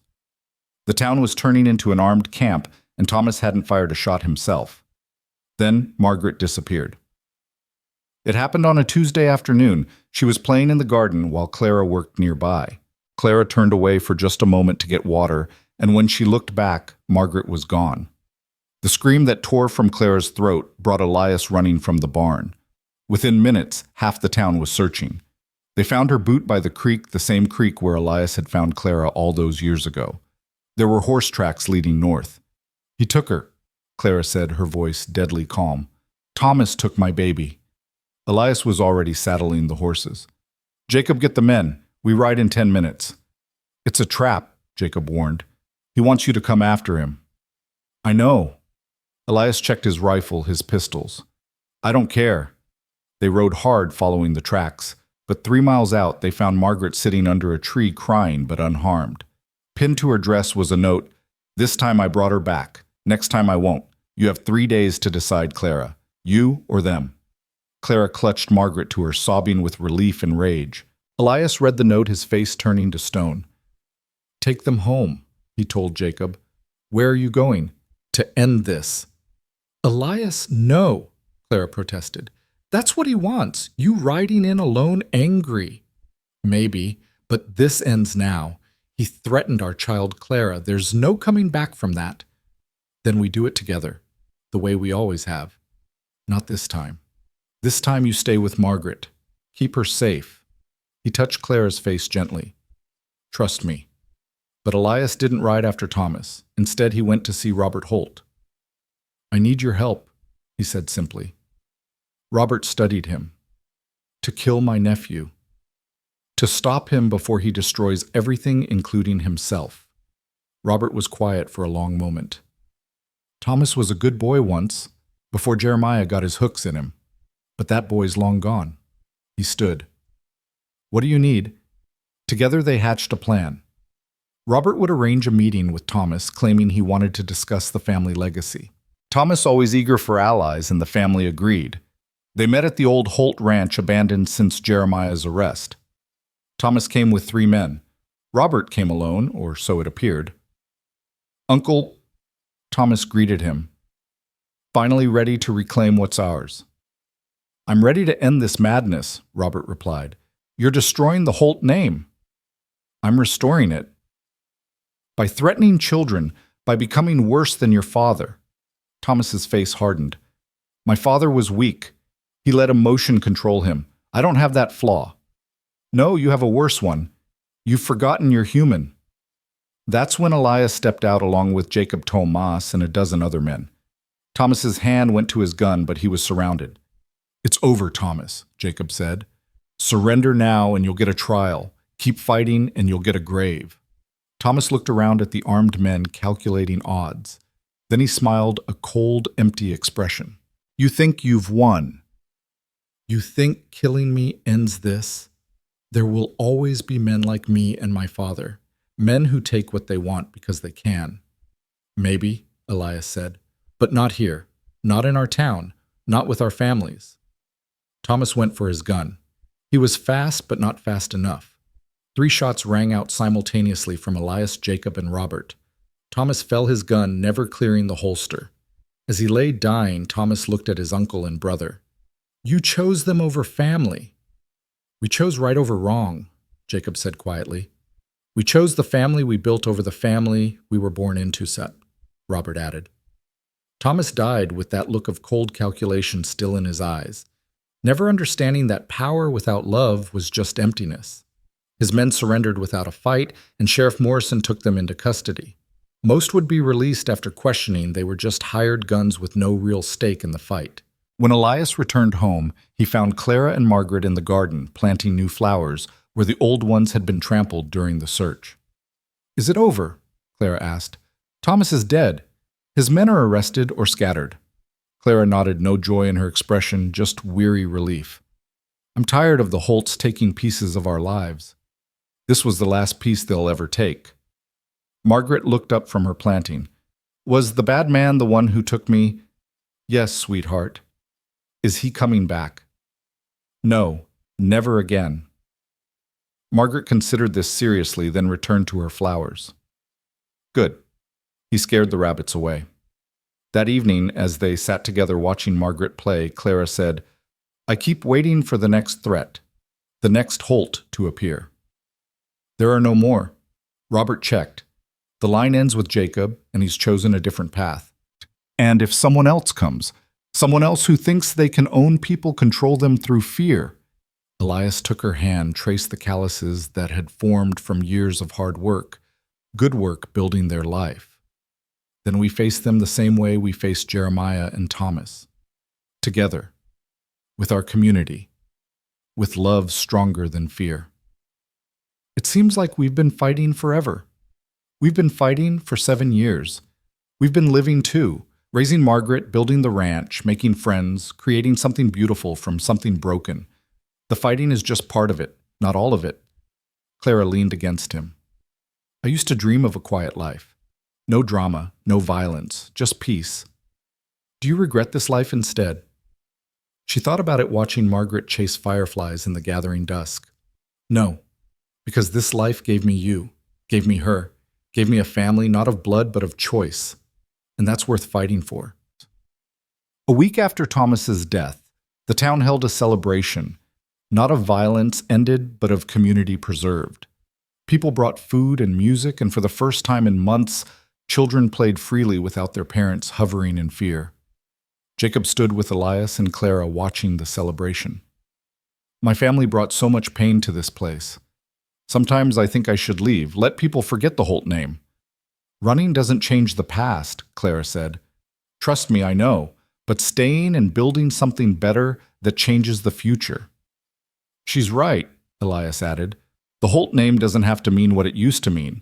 You can make it mean something else. Like what? Like redemption. Like choosing love over legacy. Like family being about more than blood. Margaret ran up then, grabbing Jacob's hand. Uncle Jacob, come dance. As the young man let himself be pulled into the crowd of dancers, Clara smiled. He's good with her. He's good, period, despite everything his father tried to make him. We're all more than what others tried to make us, Clara said. You're more than a grieving widower. I'm more than a victim. Margaret's more than the sum of our past. What are we then? Clara picked up the golden-seamed teacup from the table where they'd set refreshments. It caught the lantern light, its repair shining. We're proof that broken doesn't mean worthless, that damaged can still be beautiful, that love isn't about finding perfect people but about choosing to build something together despite the imperfections. The music swelled and Elias held out his hand. Dance with me. Always, Claire replied. They joined the swirl of dancers, their community, their chosen family, spinning around them. Margaret laughed as Jacob spun her in circles. Sarah Winters danced with her husband, both of them gray-haired now, but still graceful. Tomas Rodriguez played his guitar while his children sang. And in that moment, with the stars coming out overhead and the warmth of community surrounding them, Elias and Clara knew that they had won something more important than any battle. They had won the right to this, to ordinary joy, after extraordinary pain, to peace, earned through courage, to love that was stronger for having been tested. The ghosts were still there. Martha the Holts, all the violence and loss that had shaped them. But ghosts had no power over the living unless the living gave it to them. And Elias and Clara chose to give their power to the present, to Margaret's laughter, to their neighbor's friendship, to the life they'd built one careful day at a time. I love you, Clara said as they danced. I love you too, Elias replied. Today, tomorrow, and all the days after. Even the hard days, especially the hard days, those are the days that show us who we really are. The music played on, and they danced until Margaret fell asleep in Jacob's arms, until the lanterns burned low, until the night wrapped around them like a blessing. They were home, they were whole in their particular way, and they were together, and that in the end was victory enough for anyone. The peace that followed Thomas Holt's death lasted through the autumn harvest and into winter, a season of quiet rebuilding that felt almost foreign after so much violence. But on a cold February morning, as ice crystals formed on the windows and Margaret played with her wooden horses by the fire, a different kind of reckoning arrived at their door. Pete, the young man who'd secretly helped them with the forged document, stood on their porch hat in his hands, his face gaunt with guilt and something else, fear. Mrs. Monroe, Mr. Monroe, he said, his voice barely above a whisper. I need to tell you something. About Thomas. About what he set in motion before he died. Clara invited him in, poured him coffee, with hands that had begun to tremble. Elias stood by the window, watching the road, already sensing that their hard-won peace was about to shatter. Thomas wasn't just planning to take Clara, Pete said, warming his hands on the cup. He had a bigger plan. He'd made a deal with some men from Mexico cattle rustlers who've been pushing north, promised them safe passage through the county in exchange for, he paused, swallowed hard, in exchange for burning out everyone who stood against him. Thomas is dead, Elias said flatly. His deals died with him. That's what I thought too. But yesterday I saw riders scouting the Martinez ranch, Mexican brands on their horses. They're coming anyway. Thomas promised them something, and dead or not, they mean to collect. Margaret looked up from her toys, sensing the tension. Clara smoothly moved to her daughter, suggesting she go help Sarah in the kitchen with the bread. Once the child was gone, Clara turned back to Pete. How many 20, maybe 30, led by a man named Joaquin Vasquez. They call him El Cuervo the Crow. He leaves nothing but picked-over bones. Why warn us? Elias asked, studying the young man. You could have run. Pete met his eyes. Because Mrs. Monroe saved my sister's life once. Because I helped Thomas with those documents even though I gave them to you later, because maybe warning you is the only way I can live with myself. That afternoon, Elias called another town meeting. The church-filled quickly faces grave as Pete repeated his warning. Some wanted to form a militia immediately. Others suggested appealing to the Texas Rangers for help. The Rangers are 3 days away at best, Sheriff Morrison pointed out. If these rustlers are already scouting, we don't have that kind of time. Then we make our stand here, Tomas Rodriguez said, like we did with the Holts. This is different, Robert Holt spoke up from the back. The Holts were bullies and criminals, but they were from here. They had stakes property reputations to protect. These men from Mexico, they're raiders. They take what they want and disappear. Fighting them is like fighting smoke. Jacob stood next. There's something else. I've been going through my father's papers trying to sort out the estate. I found correspondence from months ago. Jeremiah was dealing with these same men before he died. The Holt family owes them money, a lot of money. They might be coming to collect what they think is their due. How much, someone asked. $15,000. The church fell silent. It was more money than the entire town could raise. We don't have it, Jacob continued. Father spent everything on his vendetta against Clara. The ranch is mortgaged, the cattle sold. There's nothing left but debt. Clara stood slowly. Margaret's hand in hers, the child had snuck back from the kitchen. This is my fault. If I had just... Don't... Elias cut her off. Don't you dare blame yourself for the Holt's choices. But these men are coming because of the Holt's debt, which exists because of their obsession with me. They're coming because they're thieves and killers, Sarah Winters said firmly. The debt is just an excuse. That night, as they prepared for bed, Clara stood at Margaret's door watching their daughter sleep. She shouldn't have to live like this, always waiting for the next threat, the next violence. She won't, Elias promised. We'll end this. How? We can't pay them. We can barely fight them. And even if we win, what's to stop the next group of raiders? The next threat? Elias was quiet for a moment, then said, maybe it's time to stop just defending. Maybe it's time to take the fight to them. The next morning, he rode out with Jacob and 5 other men heading south toward the border. They were looking for Joaquin Vasquez's camp, hoping to negotiate or at least understand what they were facing. They found signs of the raiders' presence, burned-out homesteads, scattered cattle, the fear in the eyes of the few settlers they encountered. But El Cuervo himself remained elusive. It was near sunset when they finally encountered the raiders' scouts, 3 men watering their horses at a stream. The confrontation was brief but tense. We're looking for Joaquin Vasquez, Elias said in Spanish, his hand near his gun but not on it. One of the scouts, a scarred man with cold eyes, laughed. El Cuervo doesn't come to gringos. Gringos come to El Cuervo, usually screaming. Tell him Elias Monroe wants to talk, about the Holt debt. The scout's expression changed. You're the one who killed the Holts. I killed Thomas. His father died by law. Debt is dead, but the debt lives. You have our money. I have a proposition. The scout considered, then nodded to one of his companions who rode off toward the south. We wait. If El Cuervo wants to talk, he'll come. If not, he shrugged the gesture, saying everything. 2 hours later, as full dark settled over the landscape, Joaquin Vasquez arrived with a dozen men. He was not what Elias expected, a small, neat man with intelligent eyes and an educated manner. He could have been a school teacher or a clerk, except for the pair of pistols he wore and the way his men watched him with a mixture of fear and reverence. Mr. Monroe, he said in accented but clear English, the man who stood against the Holts. I heard the story even in Mexico. Very romantic. The lonely rancher saves the beautiful woman, like a ballad.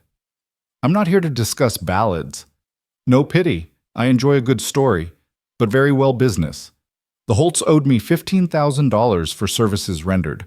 Cattle, I helped them move men I provided for their various schemes. The debt passes to the estate. There is no estate, Jacob said. Everything's gone. Joaquin studied him. The youngest Holt, the one who betrayed his father. Interesting. He turned back to Elias. If there's no money, then I take payment in other ways. Land, cattle, women. Elias's hand moved to his gun, but Joaquin raised a finger. Please. I'm not a barbarian, I'm a businessman, but a debt is a debt. If the Holts can't pay, then the town that benefited from their downfall must. The town owes you nothing. No. They took Holt land. Holt cattle divided it among themselves after the trial. They profited from the family's fall. That makes them liable. That's not how law works. Joaquin smiled. I don't follow your law, Mr. Monroe. I follow an older law, the law of debt and payment, blood and gold. Then name your price. What will it take to clear this debt and leave the county in peace? The Mexican considered. $15,000 or... He paused, his eyes glinting. The woman, Clara. She's what the Holts wanted, what they died for. Their obsession becomes payment for their debt. Elias went very still. Jacob started to speak, but Elias raised a hand. Clara is my wife. She's not property to be traded. Everything is property to someone, Mr. Monroe. The only question is the price. There is no price. Not for her. Then you have 1 week to raise $15,000. After that, I take what I'm owed however I can. Joaquin mounted his horse. 1 week, Mr. Monroe. Use it wisely. As they rode back toward town, Jacob said, we could try to raise the money, sell everything. The entire town couldn't raise that much, one of the other men said. Not in a week, not in a month. Then we fight, another suggested. 30 professional raiders against townspeople. Jacob shook his head. It would be a massacre. Elias was silent, his mind working through possibilities, each more desperate than the last. When they reached the ranch, he found Clara waiting on the porch, Margaret asleep in her arms. What happened? He told her everything. When he mentioned Joaquin's offer to take her as payment, her face went white, then red with anger. I'm so tired of men thinking they can own me, she said quietly, but there was steel in her voice. He'll never touch you. I'll die first. No, Clara said firmly. No more dying for me. No more killing for me. There has to be another way. That night, unable to sleep, Clara walked to Martha's grave. She'd done this often over the years, finding comfort in the quiet conversations with the woman she'd never met but felt she knew. I'm scared, she said to the headstone. Not for myself, but for them. For Elias and Margaret, for what they might lose because of me. The wind stirred the grass, and for a moment Clara could almost imagine a response, a gentle presence that seemed to say, you're not the cause, you're the catalyst. There's a difference. When she returned to the house, she found Elias at the kitchen table, the golden seam teacup in his hands. Couldn't sleep either, she asked. I keep thinking about what Joaquin said, about older laws, about debt and payment, and also all us thoughts. What if we offered him something else? Not money, not people, but something valuable enough to clear the debt. What could be worth $15,000? Elias set down the cup carefully. Information, routes, protection. Clara frowned. I don't understand. Joaquin's a raider, but he's also a businessman. What if we offered him something more valuable than a one-time payment? A partnership of sorts. You want to work with cattle rustlers. I want to turn them from raiders into traders. Give them legitimate ways to move cattle, guaranteed safe passage through the county for legal drives. Transform them from our enemies into, if not allies, then at least neutral parties. It was a dangerous plan, one that would require the agreement of the entire town. But as word spread the next day, people began to see the wisdom in it. Better to have Joaquin Vasquez as a controlled partner than an uncontrolled enemy.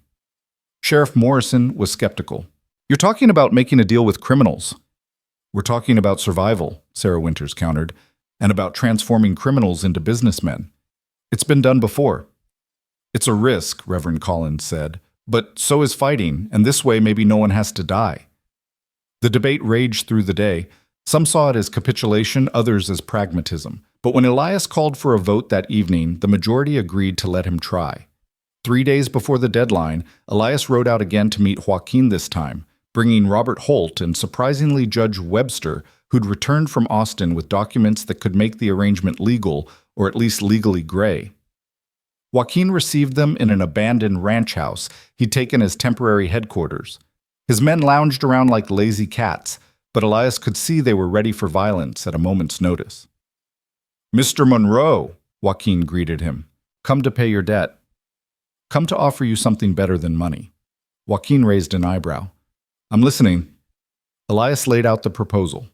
Legal cattle drives through the county with Joaquin's men hired as protection against other raiders, a percentage of profits from these drives, safe passage and supply stations for legitimate business only.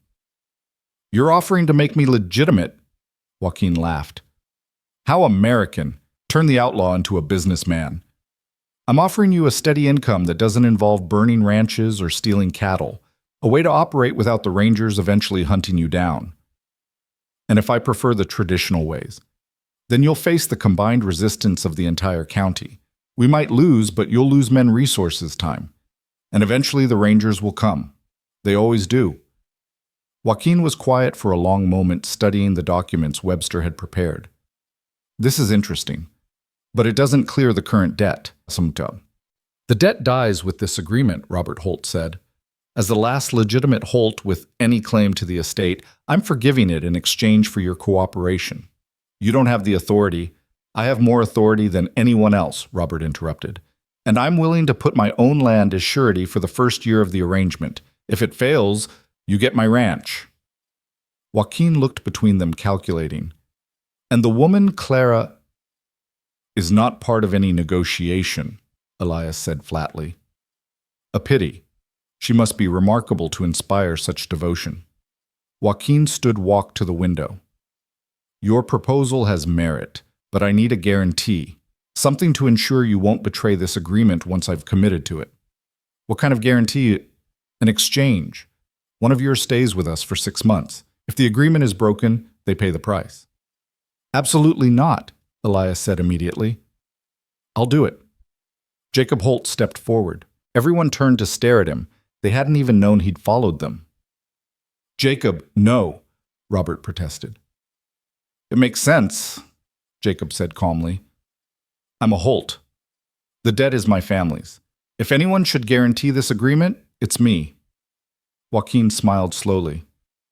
"The youngest Holt offering himself as hostage. How poetic. Your father would roll in his grave." "My father is dead. His ways died with him. This is about the future." "Jacob, you can't," Elias said. "Clara would never forgive me." "Clara would understand." Jacob interrupted. "She knows about choosing to stand for something, about sacrifice for the greater good." Joaquin extended his hand. "We have a deal. Young Holt stays with us for 6 months.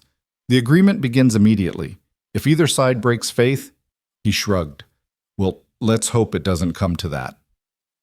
The ride back to town was somber. Jacob rode with them as far as the ranch where Clara was waiting. When she heard what he'd agreed to, tears filled her eyes. "You foolish, brave boy," she said, pulling him into a fierce hug. "You don't owe us this." "I owe this town everything," Jacob replied. "You showed me I could be better than my blood. This is my chance to prove it." Margaret ran out then, throwing her arms around Jacob's legs. "Uncle Jacob, you're back." He knelt down to her level. "I have to go away for a while, little one, but I'll be back." "Promise." "I promise." As Jacob rode away with 2 of Joaquin's men who'd come to collect him, Clara stood beside Elias, watching until they disappeared over the horizon. "He'll be all right," Elias said, though uncertainty colored his voice. "He has to be," Clara replied. "We've lost too much to lose him, too." The arrangement with Joaquin worked better than anyone expected. Within a month, the first legitimate cattle drive passed through, with former raiders serving as guards against actual rustlers. The town was wary, but began to see the benefits as money flowed in from the percentage agreements. Sarah Winters was the first to suggest expanding the arrangement. "If we can reform Mexican raiders, why not American outlaws too? Create a system where crime doesn't pay, but legitimate work does." It was ambitious, perhaps impossible, but the town had developed a taste for the impossible. They'd survived the Holts negotiated with raiders, turned enemies into reluctant partners. Why not reshape their entire corner of Texas? 3 months into the agreement, a letter arrived from Jacob. He was well, he wrote, and surprisingly learning a great deal about business from Joaquin, who turned out to be a former university student who'd turned to crime after his family's land was stolen. He's not what you'd expect, Jacob wrote. Brutal when necessary, but also intelligent, even cultured. He reads poetry at night. We've had long discussions about justice and law, about who decides what's legitimate. I think he's as tired of pure violence as we are. This arrangement might become more than just a temporary truce.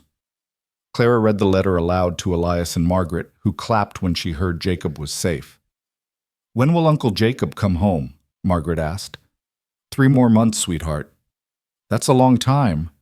Yes, Clara agreed, but sometimes important things take time. That night as they prepared for bed, Elias found Clara standing at the window watching the road. You're worried about him. He's become like a brother to me. To lose him now after everything. We won't lose him. Joaquin's many things, but he keeps his word. It's the only currency that matters in his world. I know, it's just, when does it end, Elias? When do we get to just live without watching the horizon for the next threat? Elias pulled her close. Maybe never. Maybe that's what life is, one threat after another with moments of peace between. But look what we've built despite that. A family, a community. Understanding between former enemies. Is it enough? It has to be. A month before Jacob was due to return, Joaquin himself came to town. He rode in alone, which was either supreme confidence or a gesture of trust. He asked to meet with Elias and Clara specifically. They received him on their porch, Margaret playing nearby but within sight. Joaquin watched the child for a moment, something unreadable in his expression. She's beautiful, he said. You're fortunate. We know, Clara replied, her tone neutral but watchful. I had a daughter once, Joaquin said unexpectedly, before I became El Cuervo. She died when American raiders burned our village. She would be about your Margaret's age now. The confession hung in the air, humanizing the man they'd seen as a pure threat. I'm sorry, Clara said, and meant it. Joaquin nodded. I came to discuss the agreement. It's been profitable for both sides. I propose we extend it, make it permanent, with some modifications. What kind of modifications? Elias asked. I want to buy land here, legally. Establish a legitimate base for the cattle operations. Some of my men want to settle down, have families. They're tired of running. It was a stunning proposal. Former raiders becoming citizens, outlaws becoming neighbors. The town won't accept it easily, Elias warned. Change is never easy, but your town has already proven capable of extraordinary change. You accepted Clara when the Holts would have enslaved her. You stood against power when it was corrupt. You negotiated with raiders when others would have fought to mutual destruction. Perhaps you can accept former enemies as future neighbors. And Jacob, Clara asked, what about him? He returns as agreed. In fact, he's been valuable to our operations. He has a good head for business, better than his father ever did. I'd like to continue working with him if he's willing, as a partner, not a hostage. After Joaquin left, Elias and Clara discussed the proposal late into the night. It was risky, potentially explosive, but it was also an opportunity to build something unprecedented, a community where former enemies could become allies, where the cycle of violence could finally break. The town meeting about Joaquin's proposal was the most contentious yet. Voices raised arguments, erupted old fears, battled new possibilities. But in the end, it was Margaret who swayed the vote. She'd been sitting quietly with Clara, but suddenly stood and walked to the center of the church. Why are you all so angry? She asked in her clear child's voice. Mama says we should forgive people who want to be better. Papa says being strong means helping others be strong too. Why can't the scary men become not scary men if they want to? The simplicity of the child's logic cut through the adult complications. Reverend Collins was the first to speak after. From the mouths of babes, he said softly. Perhaps we're overthinking this. The question isn't whether they were our enemies, but whether they can become something else. The vote was close, but the proposal passed. Joaquin and his men could purchase land, settle in the county, become part of the community they'd once threatened to destroy. Jacob returned exactly 6 months after he'd left riding in with Joaquin and several of his men who were coming to look at land. The reunion was emotional. Margaret leaped into his arms, Clara wept openly, and even Elias had to clear his throat several times. "You've grown," Clara said, studying him, and he had not physically but in bearing and confidence. "I've learned a lot," Jacob said, "about business, about leadership, about choosing your own path regardless of where you come from." That evening, they held a feast at the ranch. Former enemies sat at the same table, townspeople, Jacob, even some of Joaquin's men who'd come to scout for land. It was awkward at times, tense at others, but it was also something new being born. "Your husband is either a visionary or a fool," Joaquin said to Clara as they watched Elias teaching some of the Mexican children how to rope cattle. "Both probably," Clara replied. "But that's what I love about him." "And you? The woman who started all this? What are you?" Claire considered. "I'm proof that you can't own people, that freedom is worth fighting for, that broken things can be mended stronger than before." She showed him Martha's teacup with its golden repair. Joaquin studied it carefully. "Kintsugi," he said, surprising her. "I learned about it from a Japanese trader in California. The beauty is in the damage, not despite it."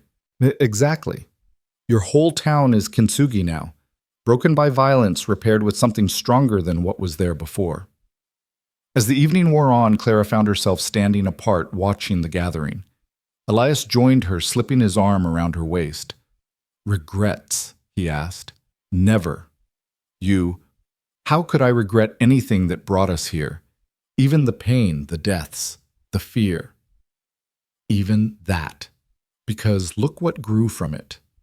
He gestured to the scene before them. Margaret playing with Mexican children. Jacob discussing cattle prices with former raiders.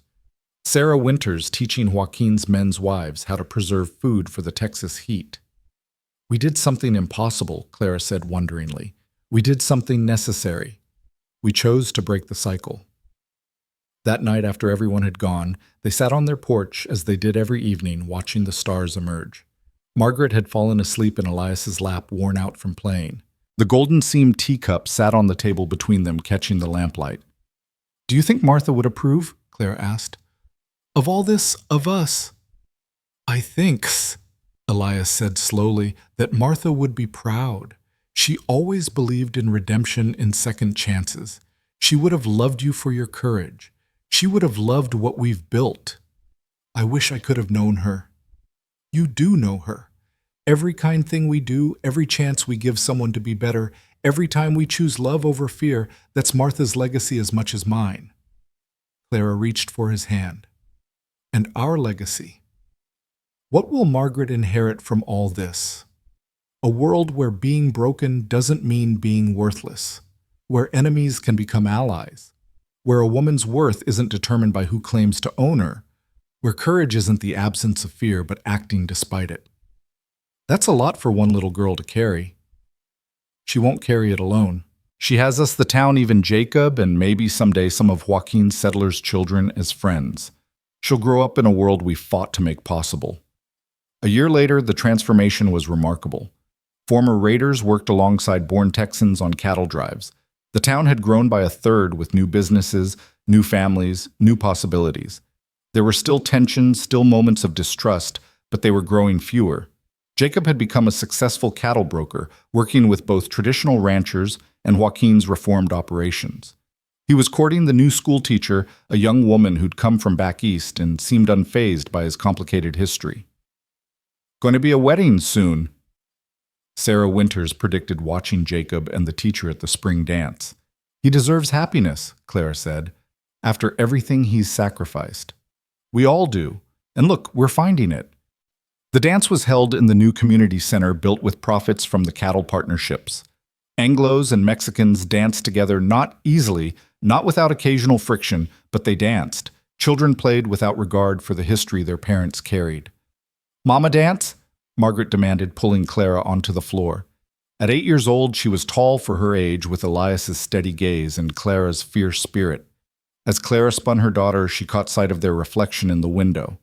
Not the broken woman who'd been left by the creek, not the grieving widow who'd saved her, but two people who'd chosen to build, rather than break, to trust, rather than fear.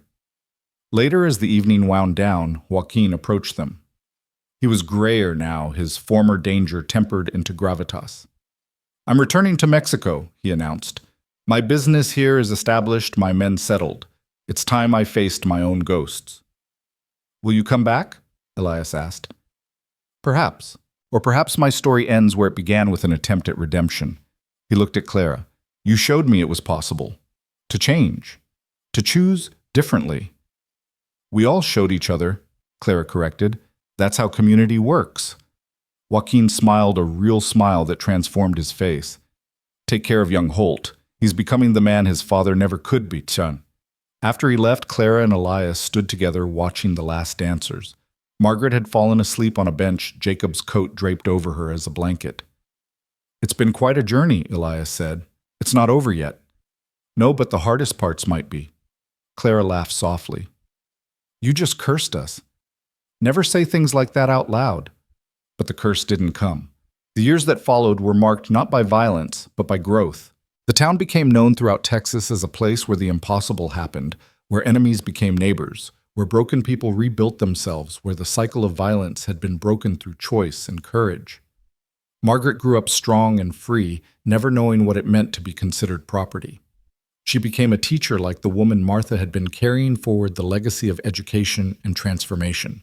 Jacob married his school teacher and had 3 children, raising them with the lessons he'd learned about choosing your own path. He never forgot the 6 months he'd spent as a hostage, often saying it was there he'd learned who he really was. Some of Joaquin's men became leading citizens, their children growing up Texan, the old divisions blurring with each generation. Others moved on, but they carried with them the knowledge that change was possible. And at the heart of it all, Elias and Clara continued their quiet life, tending their ranch, their garden, their community. They were the steady center around which transformation revolved. Proof that love could indeed conquer fear, that broken things could be made beautiful. On their 20th wedding anniversary, the town threw them a surprise celebration. The church was packed with faces that told the story of all they'd overcome. Former enemies, now friends, children who existed because their parents had chosen cooperation over conflict, a community that had redefined itself through courage. Jacob stood to speak his own children, listening from the front row. Elias and Clara Monroe showed us that we don't have to be prisoners of our past, that we can choose who we become, that love, real love, isn't about possession, but about liberation. Sarah Winters, ancient now but still sharp, added, "They taught us that standing up to evil isn't enough. You have to be willing to help evil transform itself into good." Margaret, now a young woman herself, stood last. "My parents gave me the greatest gift any child can receive, a world made better by their courage. A world where a woman's worth isn't questioned, where former enemies can become family, where broken doesn't mean worthless." She held up Martha's teacup, still beautiful with its golden seams. "This cup belonged to my father's first wife, Martha. My mother repaired it with gold, making it more beautiful for having been broken. That's what my parents did with our whole community. They took our breaks, our violence, our pain, and they repaired us with something stronger, with love, with courage, with the choice to be better than we were." As the celebration continued around them, Elias and Clara stepped outside for a moment of quiet. The stars were bright overhead, the same stars that had witnessed their first meeting by the creek, their stand against the Holts, their negotiation with raiders, their transformation of a community. "Any regrets?" Elias asked, as he did every anniversary. "Only one," Clara said, and he looked at her in surprise. "I wish we'd had more time.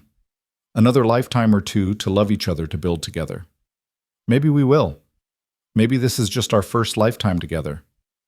"I'd like that," Clara said, leaning into him. "Though next time, maybe with less violence." "Deal. Next lifetime we meet at a church social. I ask you to dance. We court properly. No raids, no ransoms, no violent families." "Sounds boring," Clara laughed. "Sounds perfect," Elias countered. They stood there, two people who'd found each other in violence but built their love in peace, who'd taken their broken pieces and created something whole. Inside their community celebrated the impossible community, the one that shouldn't exist but did, because two broken people had chosen to stand rather than run, to love rather than fear, to build rather than destroy.